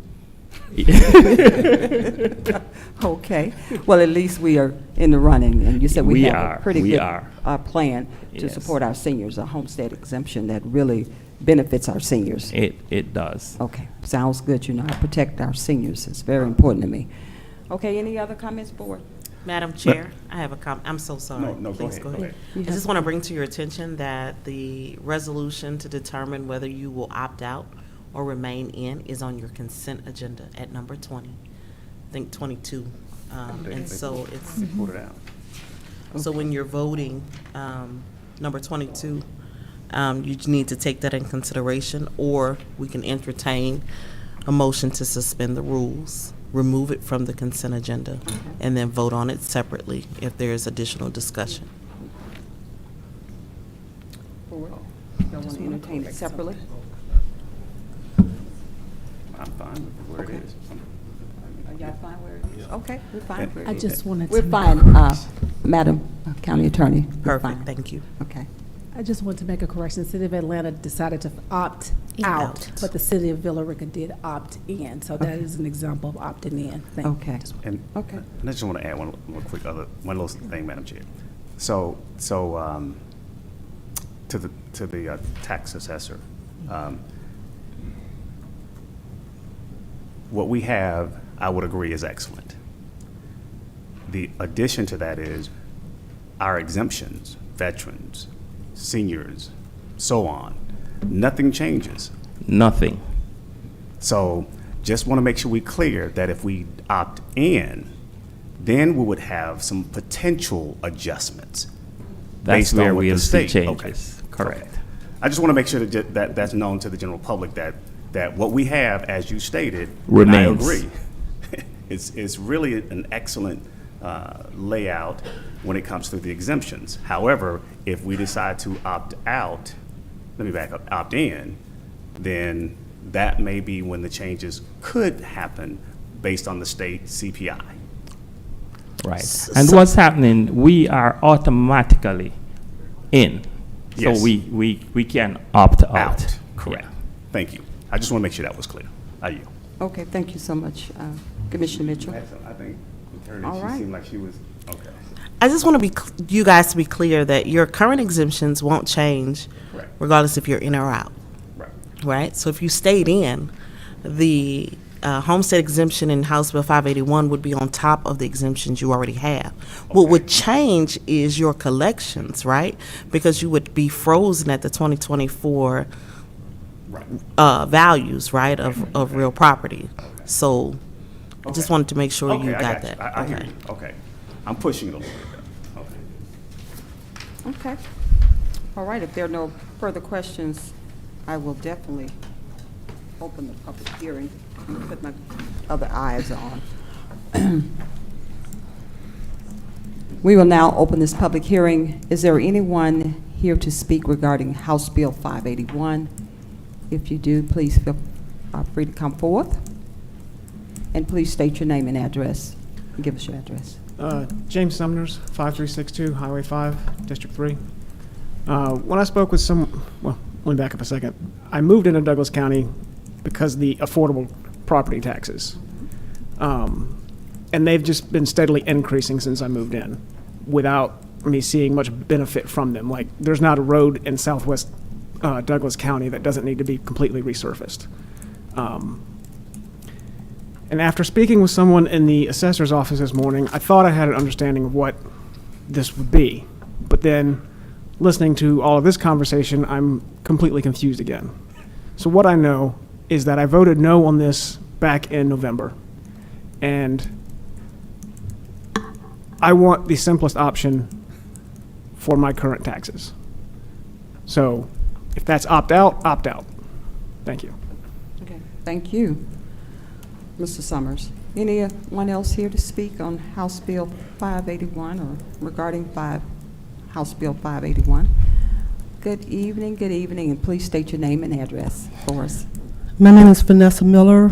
I'm at 2617 Summer Run Trail in Lithia Springs, Georgia. And I may be reiterating some of the things that has already been said because I'm at that age of 62. Well, 65 soon, and I'm concerned about the taxes because I know it excludes for school taxes. So I'm just trying to understand, if you opt in, does that affect what I'm paying now, or does it change? And if you opt out, will it remain the same? That's what I'm trying to understand. Primarily with the public hearing, it allows our citizens to voice and state their opinions and discuss it with us, and we can hear you out. But what I'll do, the question that you have, I ask my chief of staff to pull you to the side and explain it to you a little further, if that's okay with you, Ms. Vanessa. But this public hearing is just to allow our citizens to come forth and state your concerns and express your concerns to us. That is a concern. Will it change what I'm paying, you know? And how I will I'm allow the paying? chief of staff to answer that. We can't respond with the public hearing. We're in session, and once that's in, I will ask our chief of staff to speak with you, if that's okay. All right, thank you. Yes, ma'am. Anyone else here to speak regarding House Bill 581? State your name and give us your address, and hello. Hi, good evening, Sabina Kelly, Box 536 Winston. Thank you for allowing me to speak on Bill 581. Since y'all were so good at what y'all were doing, and I appreciate y'all so much, we all voted for this bill in November, and my problem is, can y'all get some attorneys to go down a level or two so everybody can understand what they're voting yes or no for? Because as we can see tonight, it's confusing. I understood it to be that not everybody in Georgia gets the home state exemption, so that's why they were, because it says to provide a general law statewide homestead exemption that serves and limits the homestead for everyone in the state of Georgia, because not everybody gets the same thing. So they were trying to make it easier for us, and instead they made it more complicated, opt in or opt out. And it's not really, I don't think, part of the Bill 581, but when I researched it, it was still, it showed up that item number 22 for the OCGA 48-5-44-2, that it's all about the ad valorem tax too, for the homestead exemption and ad valorem for the other. So, and that was supposed to be an increase of $7,500 to $20,000. So if we opt out, do we lose our ad valorem for the $20,000 that they're going to add in? It's confusing. So I just want to tell y'all, thank y'all for being here and straightening the state of Georgia out. Thanks. Or either just use Trammell Crow money from the data center, and we'll all be happy. Okay, thank you so much, Ms. Kelly. We have anyone else to speak for House Bill 581? Good evening, thank you. My name is Susan Bowie. I'm at 2935 Flowers Drive, Douglasville, District 2. And I tried to figure out what this was all about, this House bill. I didn't really understand it, so I did what I know how to do, and that's Google it. And so I looked what some of the most common questions across the state were. And I went to other county websites and saw what some of the things. And so I put together what I think it means, and I'm hoping, since we have people here, that you can tell me if I'm wrong, if I missed. So just let me pull it up on my phone here, because I can't remember. So here we go. By opting, okay, here we go. While this bill proposes a reduction in property taxes, it would also lead to a decreased revenue for the county. This presents a challenge as the county still needs to fund the growing demands for fire, police, and other municipal services. Additionally, the county would be required to assess every property every 3 years, which would create extra costs. Imagine that price tag. To offset this revenue loss, voters would need to approve a referendum for a local option sales tax, or FLOST, of up to 2%. However, if Douglasville or the county fails to pass the measure, and we know that's happened before, there won't be any FLOST to cover the revenue shortfall. One important aspect that you may not have considered is that the residents who've lived in their homes for 10, 15, or even 20 years, I've been in mine for 30, for 20 years, already benefit from a floating exemption in Douglas County. This longevity exemption caps their property assessment at a percentage of the value of the home when they purchased it, allowing them to pay significantly less in property taxes compared to what they would pay if they were to buy the same house today. If we don't opt out, would we lose this important benefit? While the proposal may seem beneficial for property owners in terms of property taxes, it's crucial to recognize that opting in could jeopardize existing exemptions and diminish local control. By opting in, the school board would be subject to state-controlled tax policies, potentially requiring higher millage rates and reducing the system's ability to address local challenges. As one official put it, a vote to opt out is a vote to retain the authority and flexibility to do what you've been doing, and that is to innovate, manage the system, and to respond to crisis. Opting in means permanently relying on state solutions. The big dome. We talk about states' rights. Let's not lose control of county rights. So that's what I wanted to say. Thank you. Thank you, thank you. All right, thank you so much, Ms. Bowie. Any other one here to speak regarding House Bill 581? Come forward, and please state your name and address.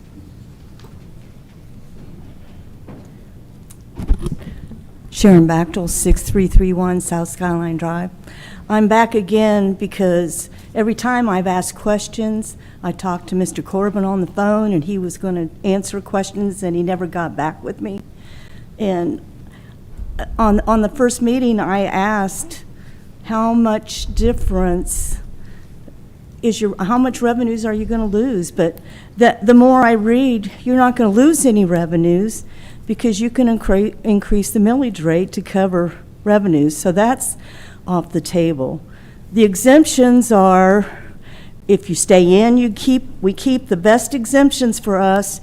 If we're out, we keep our exemptions. So that's off the table. So the only thing that I see is different is the floss tax, which I had questions about, and I still don't have the answers. My question to Mr. Corbin was, will the floss tax cover everything like the loss tax covers? Because that includes internet sales and all sales, and I didn't know if the floss tax was going to be just for certain things, and I still don't know the answer to that. And that would affect, if you put that tax on, that might affect how much money you bring in from that. But I'm in favor of a floss tax because that takes the pressure off of property owners who have to pay property tax and kind of spreads it out so it's not all on our shoulders. And that's all I have to say. I just feel like I'm not getting the answers back that I need to. And also, I just want to say Fulton County did opt in, so that's one. And I heard Villa Rica opted in. I don't know about Douglasville, what they did. But I see the floss tax as an advantage. I know a lot of people don't pay more tax, but I think a proper tax owner would vote for a tax that's going to lower their taxes. And that's all I have to say. I just hope you all make the right decision. Thank you. And I also heard, I couldn't hear everything that was being said up here, but I did hear that they were going to extend the time where you have to make the decision. So just keep that in mind. Okay, thank you so much, Ms. Batchel. Anyone else here to speak on behalf, not behalf, but about regarding House Bill 581? Okay, Ms. No. Sabina Kelly. Ms. Kelly, you. P.O. Box 536. Just Bremen opted in on the way over here. That's all I want. Thank you, Ms. Kelly. All right. Anyone else to speak? All right. With that being said, this public hearing is now closed. Board of Commissioners, you have any other comments or questions? Yes, yes, Madam Chair. Okay. Vice Chair, you have the floor. So I also thought I saw where they were going to extend the deadline. Did they not?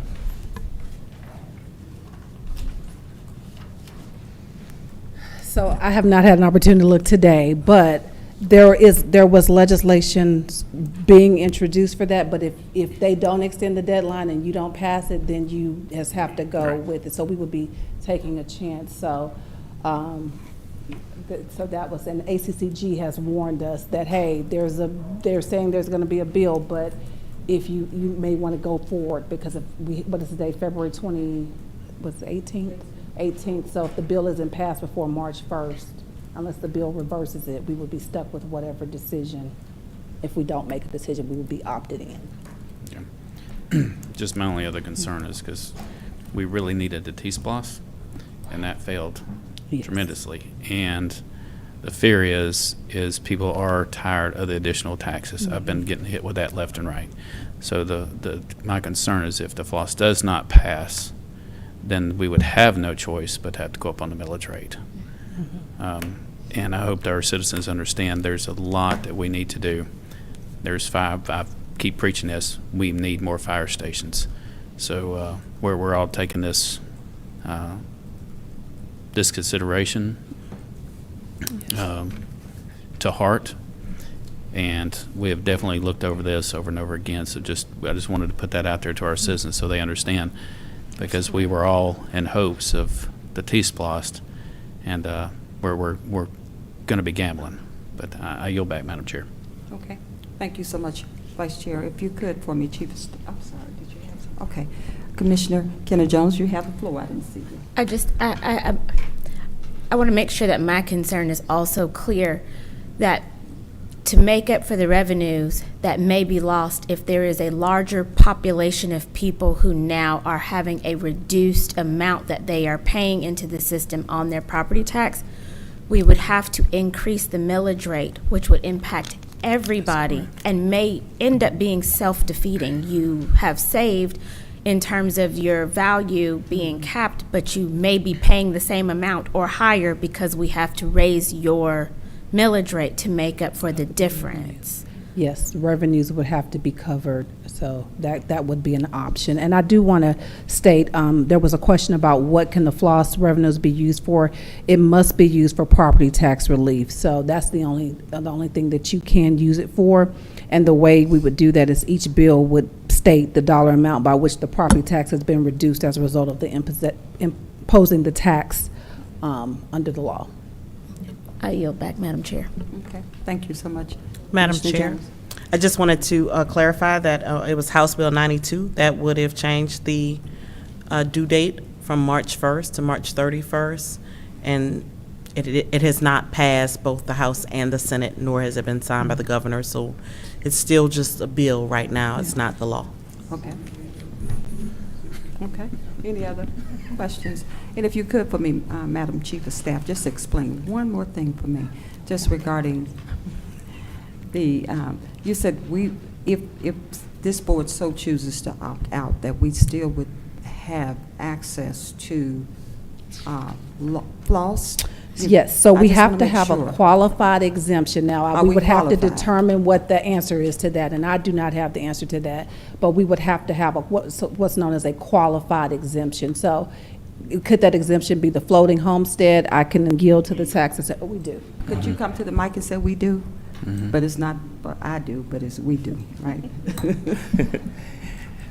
It says we need to have a qualified floating homestead exemption.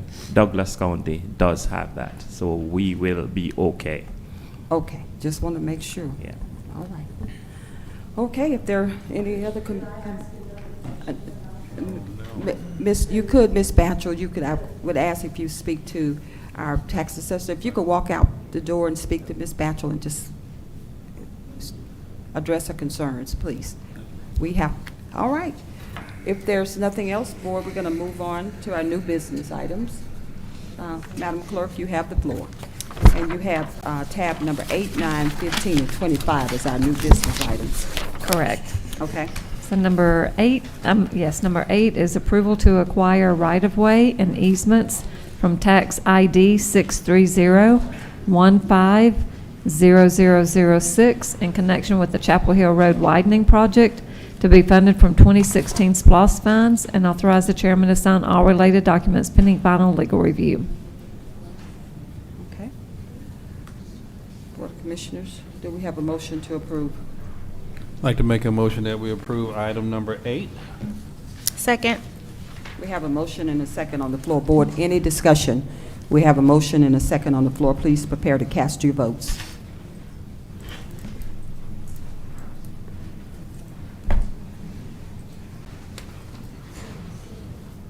Motion carries 5-0. Madam Clerk, you have the floor. Yes, number 9, approval of a resolution in support of Public Facilities Authority pending final legal review. Okay, do we have a motion, Board, to approve? And before I ask or request a motion, Board, I would like our Chief of Staff, Madam Chief of Staff, to explain to us what a Public Facilities Authority is and what it will do for our county. If you have the floor, Madam Clerk, Madam Chief of Staff. Yes, ma'am. Thank you. So we're providing a little additional information today regarding the Public Facilities Authority. And so we have prepared a brief presentation. What happened here? So we're going to briefly go over what is a PFA. And simply a PFA is a tool in Georgia that helps municipalities fund and manage public buildings, facilities, and services. The way that the local government gets a public facilities authority is a law has to be passed at the local, by the local delegation and approved by the General Assembly and signed by the governor in order for the public facilities authority to be approved. It says here limited obligation revenue bonds are issued by a PFA in order to finance a governmental project. The beneficiary of the bond issue enters into an intergovernmental contract with the Public Facilities Authority and agrees to make payments to the Public Facilities Authority sufficient to cover the debt service on the bonds. A PFA does not have the ability to levy any tax or fee against the citizens of Douglas County. How is this beneficial? Establishing a PFA will provide the county with an additional method of financing governmental projects. A PFA would promote growth, development, and revitalization within the county and enhance the environmental and economic vitality in the county. The PFA makes low interest rate loans available to finance public infrastructure projects at a lower cost of issuance than some of the traditional financing methods. Debt issued by the PFA would require less time to complete than a traditional general obligation financing. The PFA can commit expenditures up to 40 years and can also keep ownership of the facilities within the public entities. So in Douglas County, I was asked what are some potential things that the PFA could do. This would all be at discretion of the PFA and the county. As we know, our county courthouse serves as our operational facility for all administrative and judicial functions. Since the completion in 1998, the county has experienced some significant growth in both population and the demand for services throughout the county. As a direct result of this growth, the county has a need to renovate, expand, and develop its operational footprint to accommodate additional personnel and services in the judicial and administrative platforms. In addition, the county has identified a much-needed infrastructure and capital projects in the area of public safety, roads, transportation, emergency 911, elections, and parks and recreation. The creation of a PFA can allow the county to respond quickly to these needs.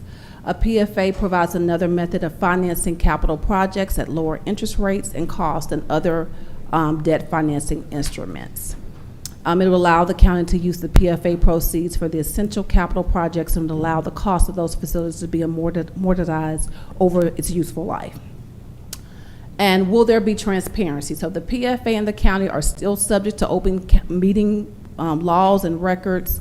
No financing can be done without the approval of the authority in the county in public meetings. The law creating the PFA will require that a public hearing be held by the PFA prior to the issuance of the bonds. Bonds issued by the authority must be validated by the Superior Court. A notice of validation hearing must be published in the legal organ once a week for 2 weeks preceding the hearing. The county will ensure legally required as well as voluntary public hearings to solicit citizen input.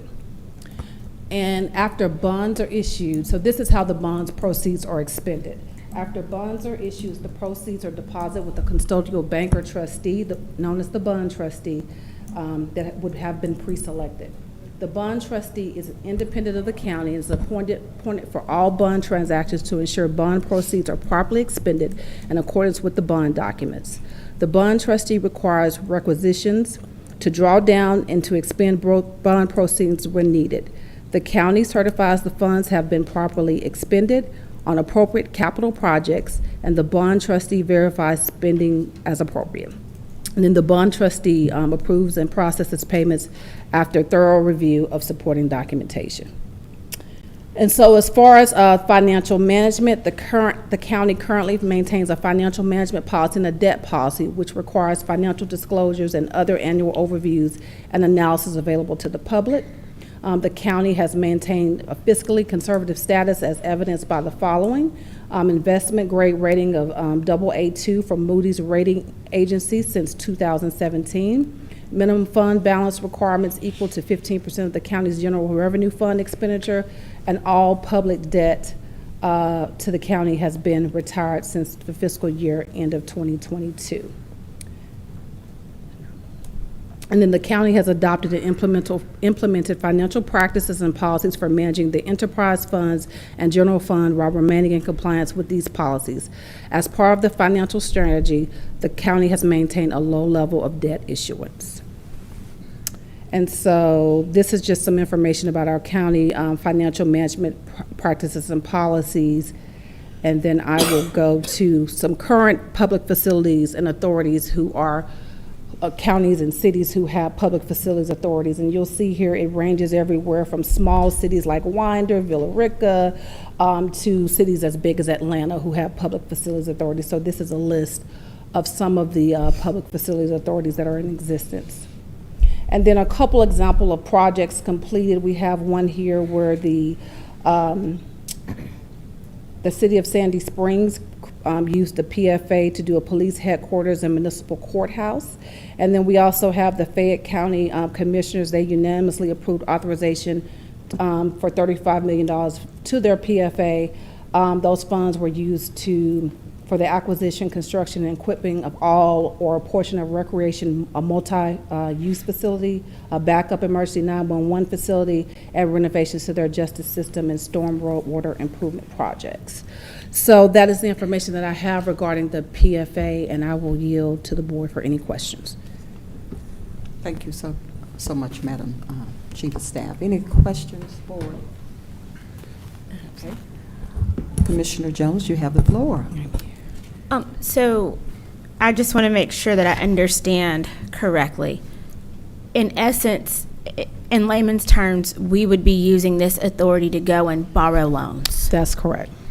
And those loans have to be paid back first, even before we put money back into our budget to account for any of our capital improvements, any of our public safety, public works. They're going to get their money back first. Yes, those loans will have to be paid. The other organizations or entities that you listed off, did they already have a list of identified projects that they had reached consensus on before they established their PFA? So I don't have that information, but what I will tell you is typically, from my understanding how it works, is you create the PFA, and then as the county needs, you come in. So if let's just say you meet and you say, hey, we need this.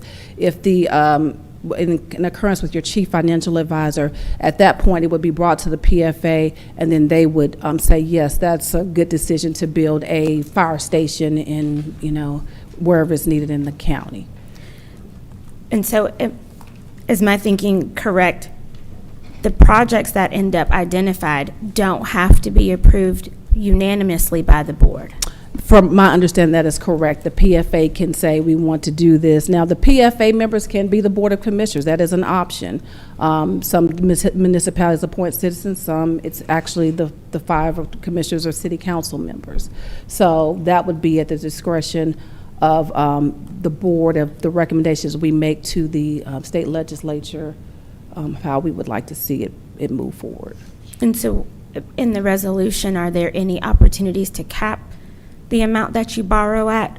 Like what actually is being sent up to the state? Yeah, so the resolution is very simple. It is really like a paragraph that literally just says that the Board of Commissioners is requesting that we introduce the local legislation to establish the authority, and it just authorizes the chairman to sign that resolution in order for the state legislature to move forward. Now, once we do this resolution, we can make recommendations to the legislature, but if one of our members of the delegation, they're going to be introducing the bill.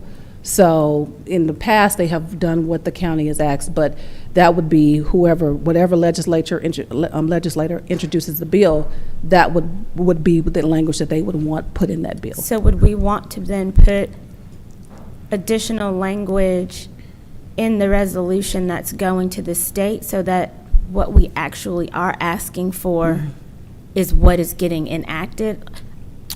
That is an option. So if you would like to put additional information, like, for example, if you would like the members of the PFA to be the members of the Board of Commission, the ones that I've typically seen, they list how the board is set up, if there's a vice chair, chair, and things like that. But I haven't seen any that cap the amount, because it would be this is ongoing. It was created, so it would be as needed for a very long time.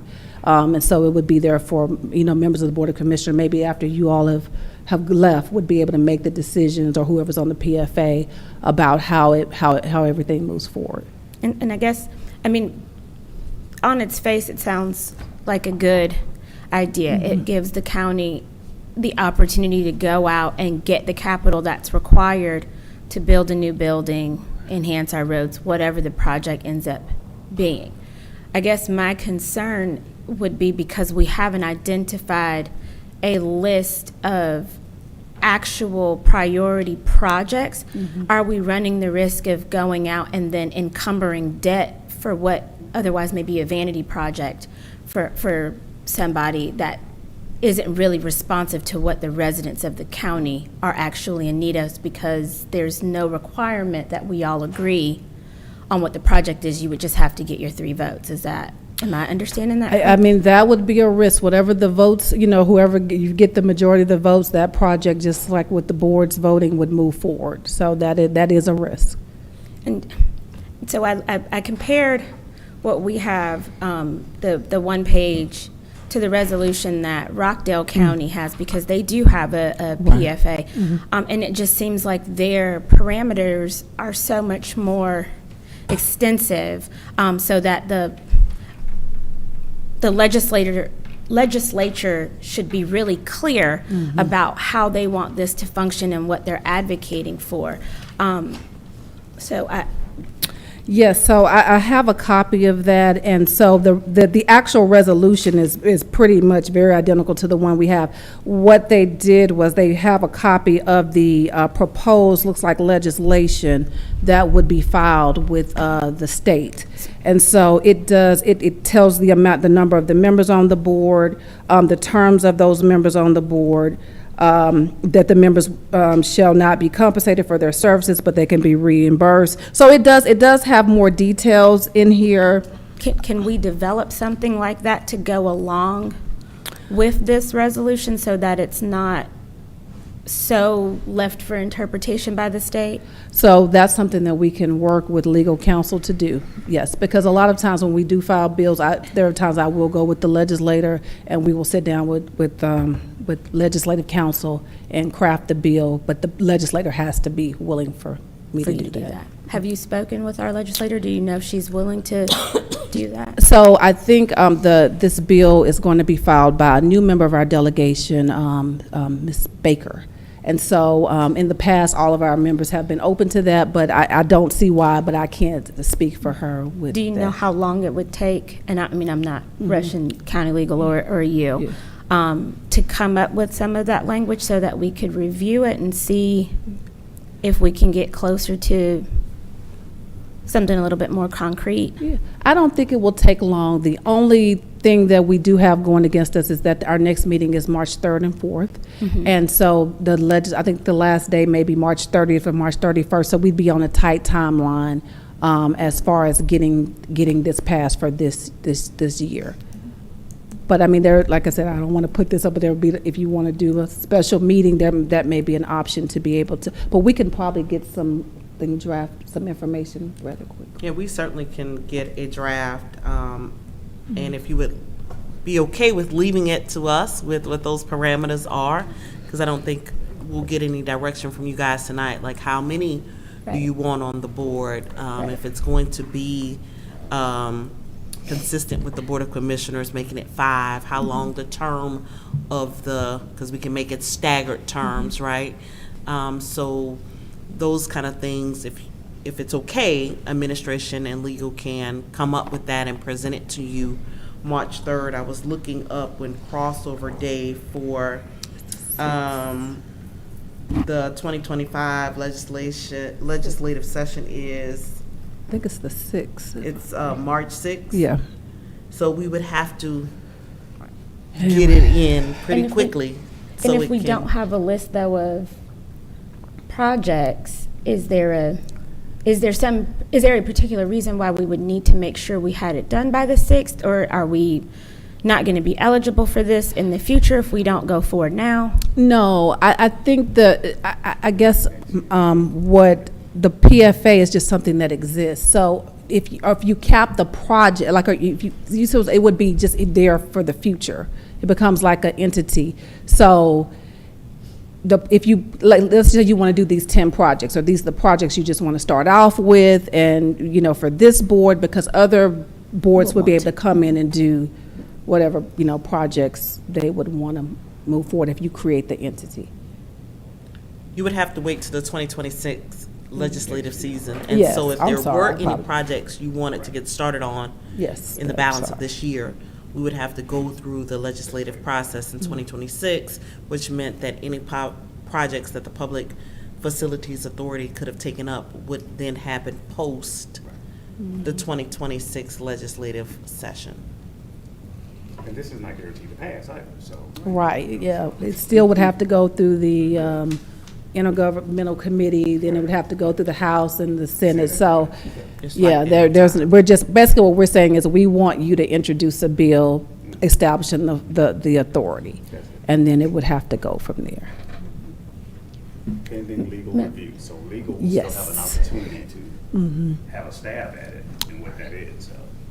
This resolution. Madam Chair, I yield back. Any other comment? Commissioner Braxton, you All right. have the floor. Thank you, Madam Chair. So just for clarification, this is like an insurance. So in the event that we needed it, we could utilize the PFA to go out and borrow funds. I would say a tool. Insurance, but also a tool. Okay. So you could create this PFA and never use it. Never use it? You know, do anything with it. yes, that could be an option, or you could, you know, do a lot of projects with it. So, you know, that's would have to be something to be determined. But yes, it is a tool, insurance for us to be able to move forward with projects that are deemed necessary. Okay. And again, if we miss this window for 2025, then we would have to wait to 2026. Again, That's it has to correct. go through the General Yes. Assembly, Yes. through the House and Senate to get approved, and then Mhm. go to the governors for execution. That is correct. All right. And then one of the things that we were also, you know, I guess kind of looking at, if this is a two, then are we considering that this is something to have, or it's better to have and need versus needing and not having it? Whereas if there's a need for an annex building, if there's a need for fire stations, this is a tool or vehicle that could help us to get those approval, again, with public comments and public input and, you know, and having public hearings, that we can move forward in that manner versus waiting, let's say, 2 years to potentially put another T-Splosh on the ballot. Yes, this would definitely be a tool, but the decision of if it's needed, that's a policy decision for the board to make. But it is a tool that we would have, and we would not have to, wait for a T-Splosh or any other type of tax. Okay. And then if we approve this, does it automatically mean by paying back, if we took out debt, if we took out a revenue bond, does that automatically mean that we would have to increase the millage rate to pay it back? So, no, and that was a question that was asked yesterday. So if you have the money in your general fund or whatever to pay it back, but there is a possibility, because if you take out the debt, it has to be paid back. Mm-hmm. So on top of any other operating expenses and things we may have, that debt could add to what you already have, and you would have to pay it. So an increase would be possible, but it's not necessary. Okay, all right. And then I guess just for clarification from my understanding, if we put the additional language, let's say that's what's utilized in the Rockdale counties job or purpose of the authority, will we then have to take that and bring that back forth for us as a board to take up in the next meeting as a possible, or is the resolution, because I thought I heard you say that there was a resolution that Rockdale County did, which we're mirroring offer, but then in addition to that was a more definitive document. Yes. Is that the case, or was there one resolution that Rockdale County created and presented to the General Assembly? So there is one resolution that they created, and it is pretty much identical to ours as far as it's just asking that the local delegation introduce the law. However, they did have an Exhibit A attached to it that mirrors local legislation. And so sometimes it depends on the delegation. Some delegations won't even move any bill about your county unless they have a resolution first, and we have experienced that in the past. Some delegations operate differently. They will go and sit down with legislative council, get it prepared, and come back and let you bring it before the board. So all the options would be, if you were to pass it tonight, we would then be, depending on the state, we can give some suggestions to the state legislator, who would then incorporate those into the local legislation. Or the option would be, if you want to have more control of a written document that has been blessed by the Board of Commissioners, we would have to come back and you would vote on that. Now, I could still give that resolution to the legislator who files it, and they may think something different, and it would be what they want. Now, that does not typically happen, but that is an option, because the bill is what the legislator, how they want to see it, is what happens. Okay. And I guess just final question, in regards to financial advisement, where would that come from? Would that be something external, or where would that financial advisement to say from a bond? Who do we go out and solicit bonds from? What does that look like? So right now, our financial advisor is still Terminus, and that would come from Terminus, the financial advisor. Is that correct?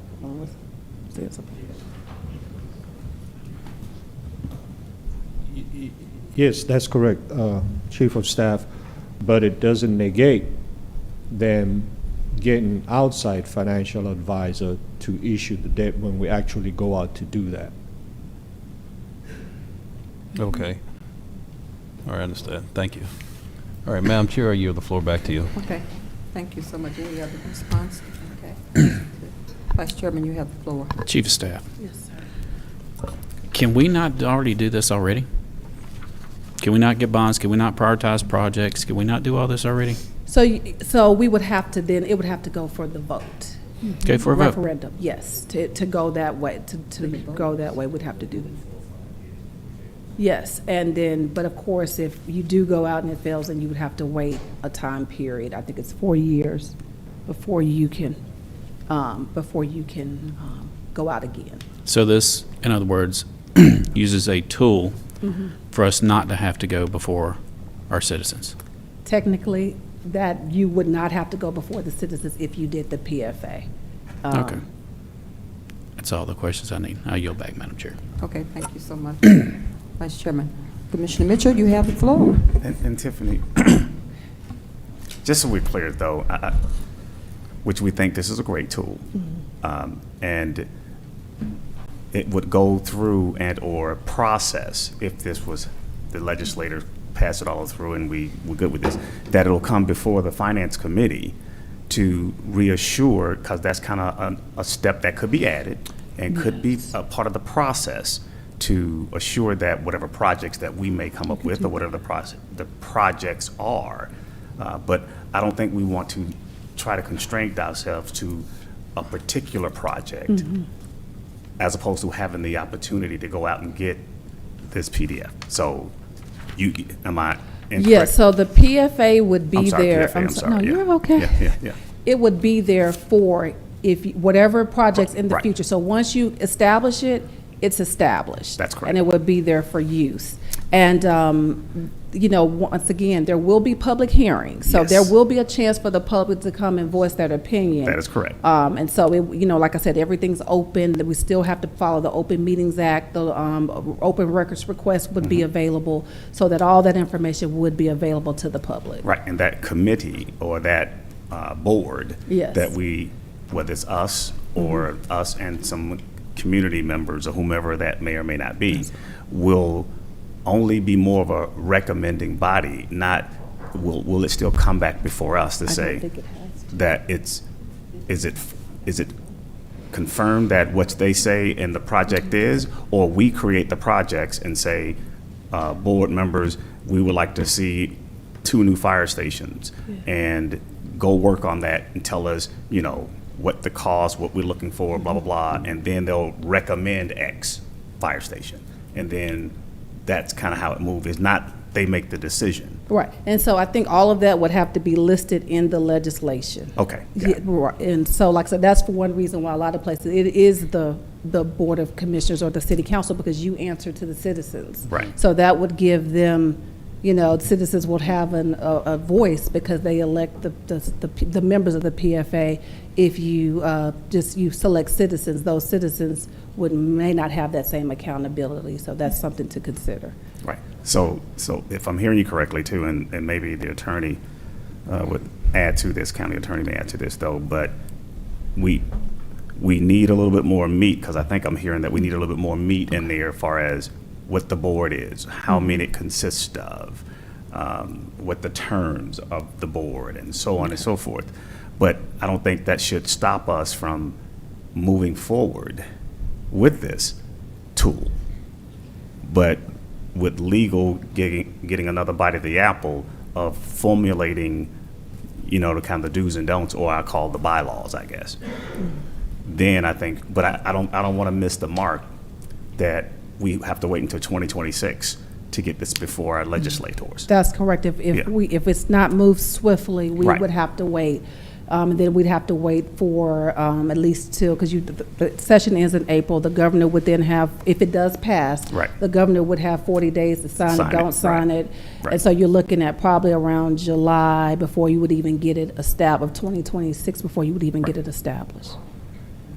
And the last but not least, so we're clear, this is not a tool trying to avoid citizens' input. Yeah, it is something created, and Laren Right. can help me, by the Constitution that gives governing bodies the authority to create these PFAs in order to have a quicker way of moving projects and moving things through. Correct. Because there may be needs that need to happen quickly, and this tool would allow you to do that a lot quicker than having to go out to the referendum. So that's some of the consideration behind the creation of the PFA, and why we do have so many local governments that use this tool. So that's all. I just want to make sure that, because I don't think any of us up here ever wants to even be perceived as something that we're trying to hide or create without the public's input, because we speak on behalf of the public every time we speak. So I don't think ever we want to do anything of that caliber. So I just don't want to get the misconception of trying to create this. I think it's a great tool, but if it was even a doubt that it was a part of trying to circumvent the public, then I would say no. But that's not what this is, so. It is, thank you. everything will be open, just like everything that we do for the Board of Commissioners to the public. Okay, so I yield. Thank you. Thank you. I do have one more. Commissioner Kenna Jones, you have the floor. So I do want to, I guess, just make sure I'm understanding. So the PFA gives us the opportunity to build something, but it's not intended to cover ongoing cost once the project is here. So like, let's say the project is a fire station. We use the PFA to build the fire station. We still have to have operational cost built into our budget to ensure that the fire station can run and operate. Yes. And because we will have that additional cost of operations, in addition to the debt from the loan itself, is it more likely than not that you would then have to increase the millage rate to cover one or both of those additional costs? So it just would depend. I know that's and I'll let our CFO, but I guess it's how you do your, but once you have all of those costs factored in, it would be during the budgeting process where the county administrator would have to make recommendations to the Board of Commissioners on how to cover those costs. We have to present a balanced budget. So it could be eliminating something else to cover those costs. But because we don't know right because now you don't know what the projects are, we That's can't, correct. in this meeting, cannot represent to the public that this would not modify or change their millage rate. That's right, and that is going to be a possibility. If we add anything, where we take on debt, or if we build it and we pay for it and we still have to staff it, that would be a possibility. So you are correct. That's always an option that we would have to consider. But through the work of our CFO and our county administrator, they would take a look at that, of course, making recommendations to the governing body, and you would make the final decisions on how we operate moving forward. So like I said, you can cut this, you can, you would have those options that are available to you, but you're correct on that. Have we looked at the budget as it currently exists and identified any areas where cuts are possible to make up the difference without incurring debt? So that, this is, I hate, it's more of a policy question because, you know, it's, everybody has ideas of what we need and what we don't need. Okay. And so that would be something for the county administrator. I know that he's been working with the CFO, and I'll let him speak, to really go through and we're taking a look at what people are actually spending, what they're spending it on, because we know that this year we're going to have to, everybody's going to have to probably make some tough decisions, and we are looking to see, you know, what can be done. And so that is a look, but at the end of the day, it would be a policy decision for the board, because I can say, let's eliminate this department, or let's cut the budget across the board by 5%. All of that still ends up in front of the Board of Commissioners as a policy decision. And I will let the CFO, because I think I'm stepping on his toes now. Thank you so much, CFO. Thank you, Yeah, Madam well- Chair. Commissioner Jones, thank you for that question. As the Chief of Staff indicated, no, we do not want to mislead that there won't be the possibility to increase millage rate. That's very accurate. It is also accurate there will be reoccurring operational cost. But the reality of it is, let's assume the scenario that you presented, you are paying for it with a fixed amount in today's dollar, assuming you lock into the finance of fire station and it's a 30-year loan. You also, I would assume, the underwriters will insist that you designate a fixed source to pay the debt from. It won't be each year you come back and negotiate, do I have savings in my budget? That fixed debt is also in today's dollar, fixed interest rate, like a mortgage.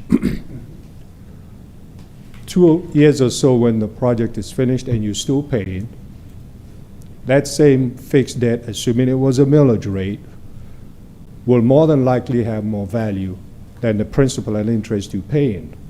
So embedded in that, you could have a cushion for your operational cost in the scenario that you presented. So because you already designated that you will set aside that amount for it. That's assuming it's a millage rate and property tax you all decide to do it with. We still haven't given up on pursuing alternative revenue sources that will be reoccurring in our budget. That could also be a possible source, but it needs to be set aside and designated solely for that, because I expect that's what the underwriters issuing the debt will demand. And then in the, I guess in the referendum scenario, if the voters were to say no on a particular project, could this PFA then be used to approve that project anyway? It doesn't negate, and Or would we still have to we wait might the need 4 a years? legal, to opine on that, but having a PFA, yes, you can use to use or not use, but it doesn't negate you still going for a referendum, which if it's denied, then you have that as a backup, and if it's denied, you have so many years that you need to wait to attempt to do another referendum. And I'm not an expert in that, but I'm looking at see if, legal aspects. So the referendum would be for GO bonds, not for the actual project. Right, for you to issue bonds, right? So if the voters voted no and it was denied to issue those GO bonds, then obviously you would have to find another funding source for whatever project it is that you wanted to fund. As Chief of Staff said, the PFA would alleviate that portion of the process for the referendum, and then you could do some revenue bonds to fund whatever projects that the board agreed upon. Madam Chair, I yield back. Okay, thank you so much, Commissioner Jones. Any other comments? Board? Certainly, I just want to make sure I understand that this is a tool in the toolbox in case there's a need. I'm kind of leaning, I'm certainly leaning with Commissioner Jones. Just want to make sure, number one, I don't like the word debt, not even in my own household. And so this would be something if we just run out of steam, and not necessarily steam, we're managing the unexpected as Board of Commissioners. That's what we do. We don't know what the economy may do. We don't know which way it's going. It's volatile. As it is now, it's volatile. So it's just simply to get this PFA before the legislation so they could just at least give us this access if it's ever needed. And this board may not even use it if we so does not desire to use it.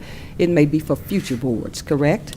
Yes, it just that's gives us the correct. opportunity and the authority. Is that Yes. okay? Is that So what you- yes, this resolution simply says, gives our legislature the opportunity to go with the resolution and say the Douglas County Board of Commissioners would like this to be drafted.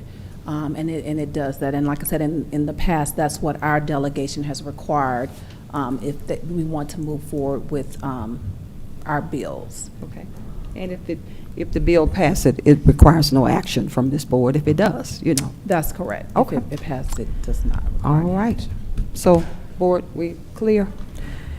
Okay. Well, do we have a motion to approve the resolution in support of the Public Facilities Authority pending final legal review? Board, do we have a motion? Madam Chair, I'd like to make a motion that we approve the resolution for the PFA, and also for, as council is drafting up the rules there, that we utilize outside financial services only. And I would like to second that with definitely council adding their spin to it, so. Okay. We have a motion and a second on the floor. Board, any discussion? We have a motion and a second. Please prepare to cast your votes.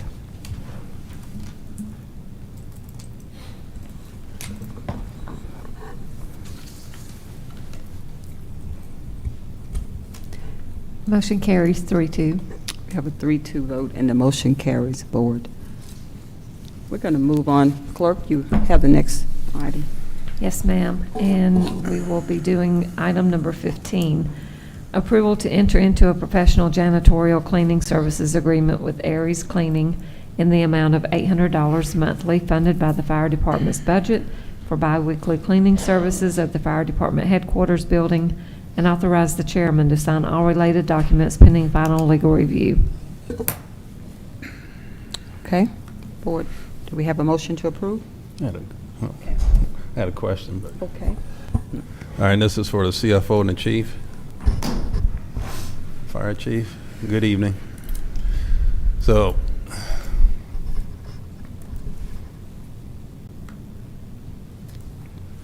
all right, so just in follow-up to our working session yesterday, the question was asked, there was a line item for this specific service of $8,000.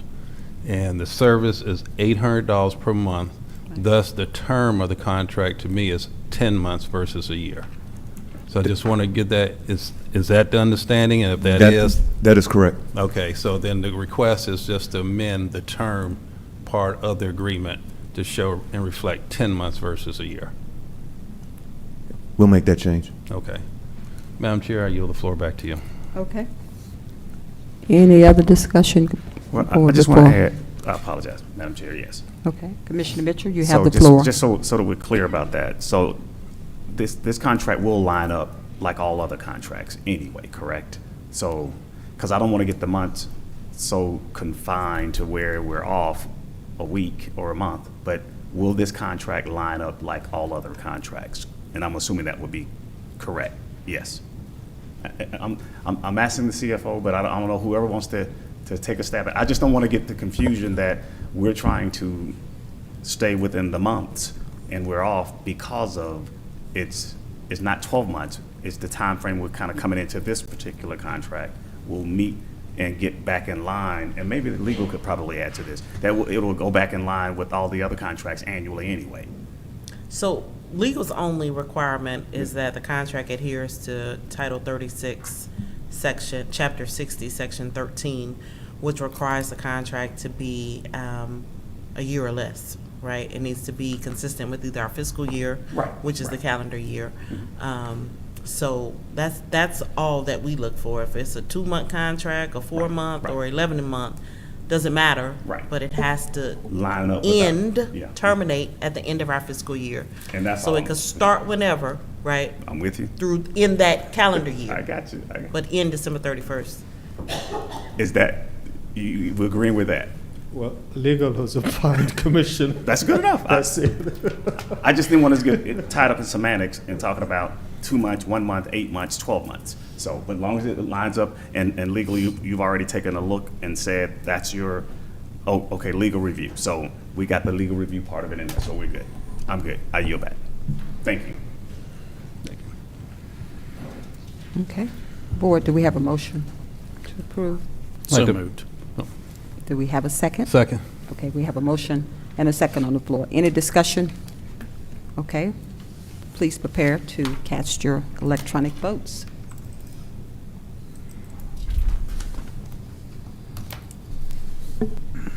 Motion carries 5-0.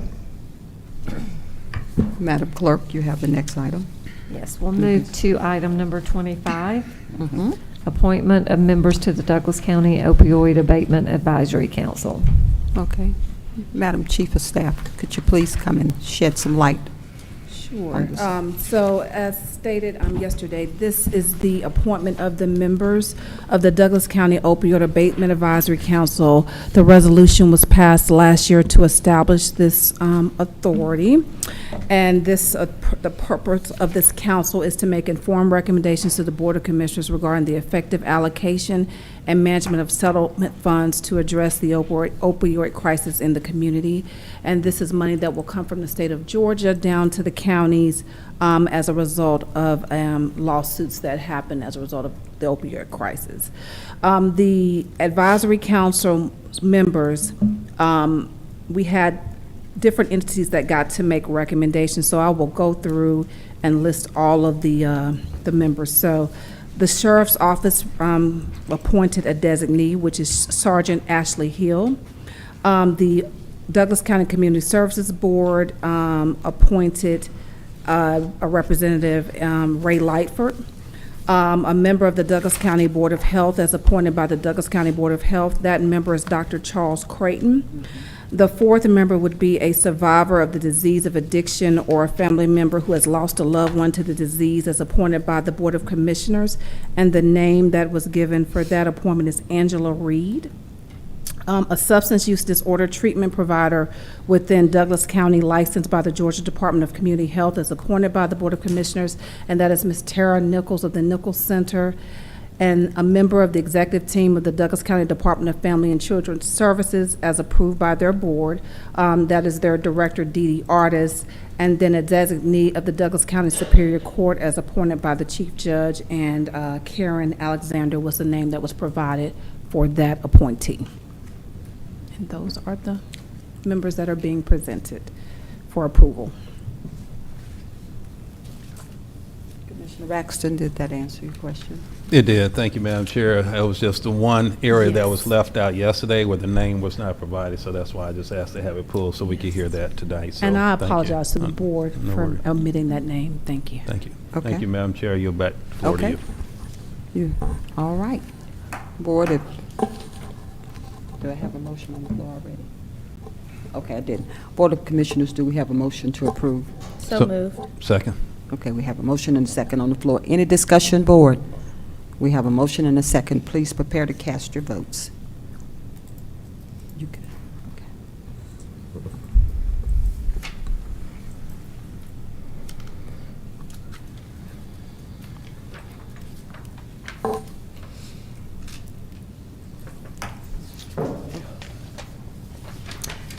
Having technical difficulties, but it was, motion carries 5-0. Okay. Board, we have a 5-0 unanimous vote, and the motion carries. Next, Madam Clerk, is it the consent agenda? Yes, we just have the consent agenda next. Okay, thank you so much. Board of Commissioners, you had an opportunity to discuss these items on the items with the exception, or should I say with the exclusion of tab number 15 and 20. And 25 we pulled out. Do we have a motion to approve the consent agenda? So moved. Second. We have a motion and a second on the floor. Any discussion, board? We have a motion and a second. Please prepare to cast your vote for the consent agenda.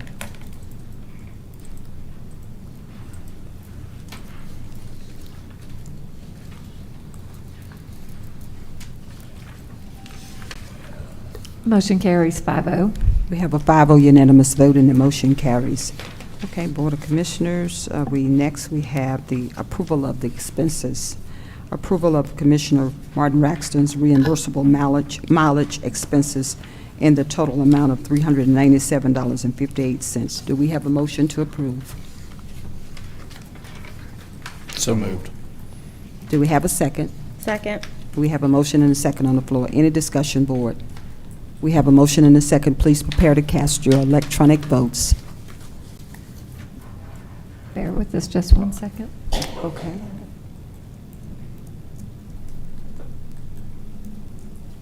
There you go. Motion carries 5-0. Board, we have a 5-0 unanimous vote, and the motion carries. Next, we have our Chief Communications Officer, Yvette Jones, coming before us to provide announcements. Thank you, Chief Communication Officer. Absolutely. Good evening again. Good evening. Pleased to share a few announcements with you.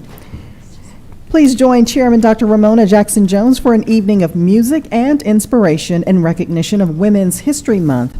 The event will be held on Thursday, March 13th, 2025 at the Douglasville Conference Center at 7 p.m. Hear from motivational speakers amplifying this year's national theme, Moving Forward Together, and be uplifted by the phenomenal sounds of the Tory B and Press Play Band. It promises to be an amazing evening. We look forward to seeing you there. And Vice Chair and District 4 Commissioner Mark Alcaraz will host a community meeting on Saturday, March 8th, 2025 at Ephesus Baptist Church, beginning at 9 a.m. Hear from an amazing panel, including Representative Kimberly New, House District 4, Douglas County Sheriff Tim Pounds, Suleiman Rana, Managing Director, Transportation Services, and Councilmember Glenn Easterwood of the Douglas County School System. Join Commissioner Alcaraz and the panel as they lead a discussion on current projects and the future of District 4. We look forward to connecting with you and hearing your ideas. And Citizens Academy applications are open. Citizens Academy is a 10-week interactive program that provides residents of Douglas County with a deeper, more nuanced understanding of how local government works. Participants will engage directly with county leaders, staff, and experts to explore the inner workings of Douglas County government, from its structure to its departments and its services. Citizens will discover how local government decisions are made and how they can get involved in shaping the future of Douglas County. Applications are open to citizens 18 and older. For more information, email constituentservices@douglascountyga.gov. And join Volunteer Douglas for a special celebration honoring our Citizens Academy graduates and the hard-working citizens who volunteer with our county government. This ceremony will be held on Thursday, February 27th at 6:30 p.m. right here at the Douglas County Courthouse. This event is free and open to the public. We look forward to engaging with you and sharing information about opportunities for you to volunteer with Douglas County as well. For more information, you can reach out to constituentservices@douglascountyga.gov. And finally, Douglas County is proud to partner with the Cultural Arts Council and DC Connection to showcase the Sankofa's Reflection Art Exhibit in commemoration of Black History Month. The Sankofa bird symbolizes the importance of embracing ancestral history to shape the present and guide the future. This inspiring exhibit showcases diverse works across various mediums, all reflecting this powerful theme. The exhibit will be on display through February 20th, 2025, so hurry on over. Stay connected to our social media and DCTV 23 for inspiring video profiles showcasing the featured artists and their amazing works. And that completes announcements for this evening. I yield back to you, Madam Chair. Thank you so much, Madam Chief Communications Officer. Thank you for those amazing announcements. Board of Commissioners, is there any other business that needs to come before this body? Okay, I have County Attorney, do we need to go into executive session? Yes. Okay, thank you so much, County Attorney. Citizens of Douglas County and also the Board of Commissioners, certainly we have a need to go into executive session this evening in the midst of our legislative meeting. At this time, Board of Commissioners, do we have a motion to go into executive session? Madam Chair, I make a motion to go into executive session for to discuss personnel, litigation, property, and cybersecurity. Okay, we have a motion and a second on the floor. We have a motion and a second. All in favor, please indicate by raising your right hand. We have a 5-0 unanimous vote to go into executive session, and the motion carries. We will take a slight pause for the calls. Will we go to the boardroom, clerk? Are we going upstairs to our boardroom, or we stay here? We're going upstairs. Okay. Okay. We will return momentarily. We are taking a slight pause for the calls to go into executive session.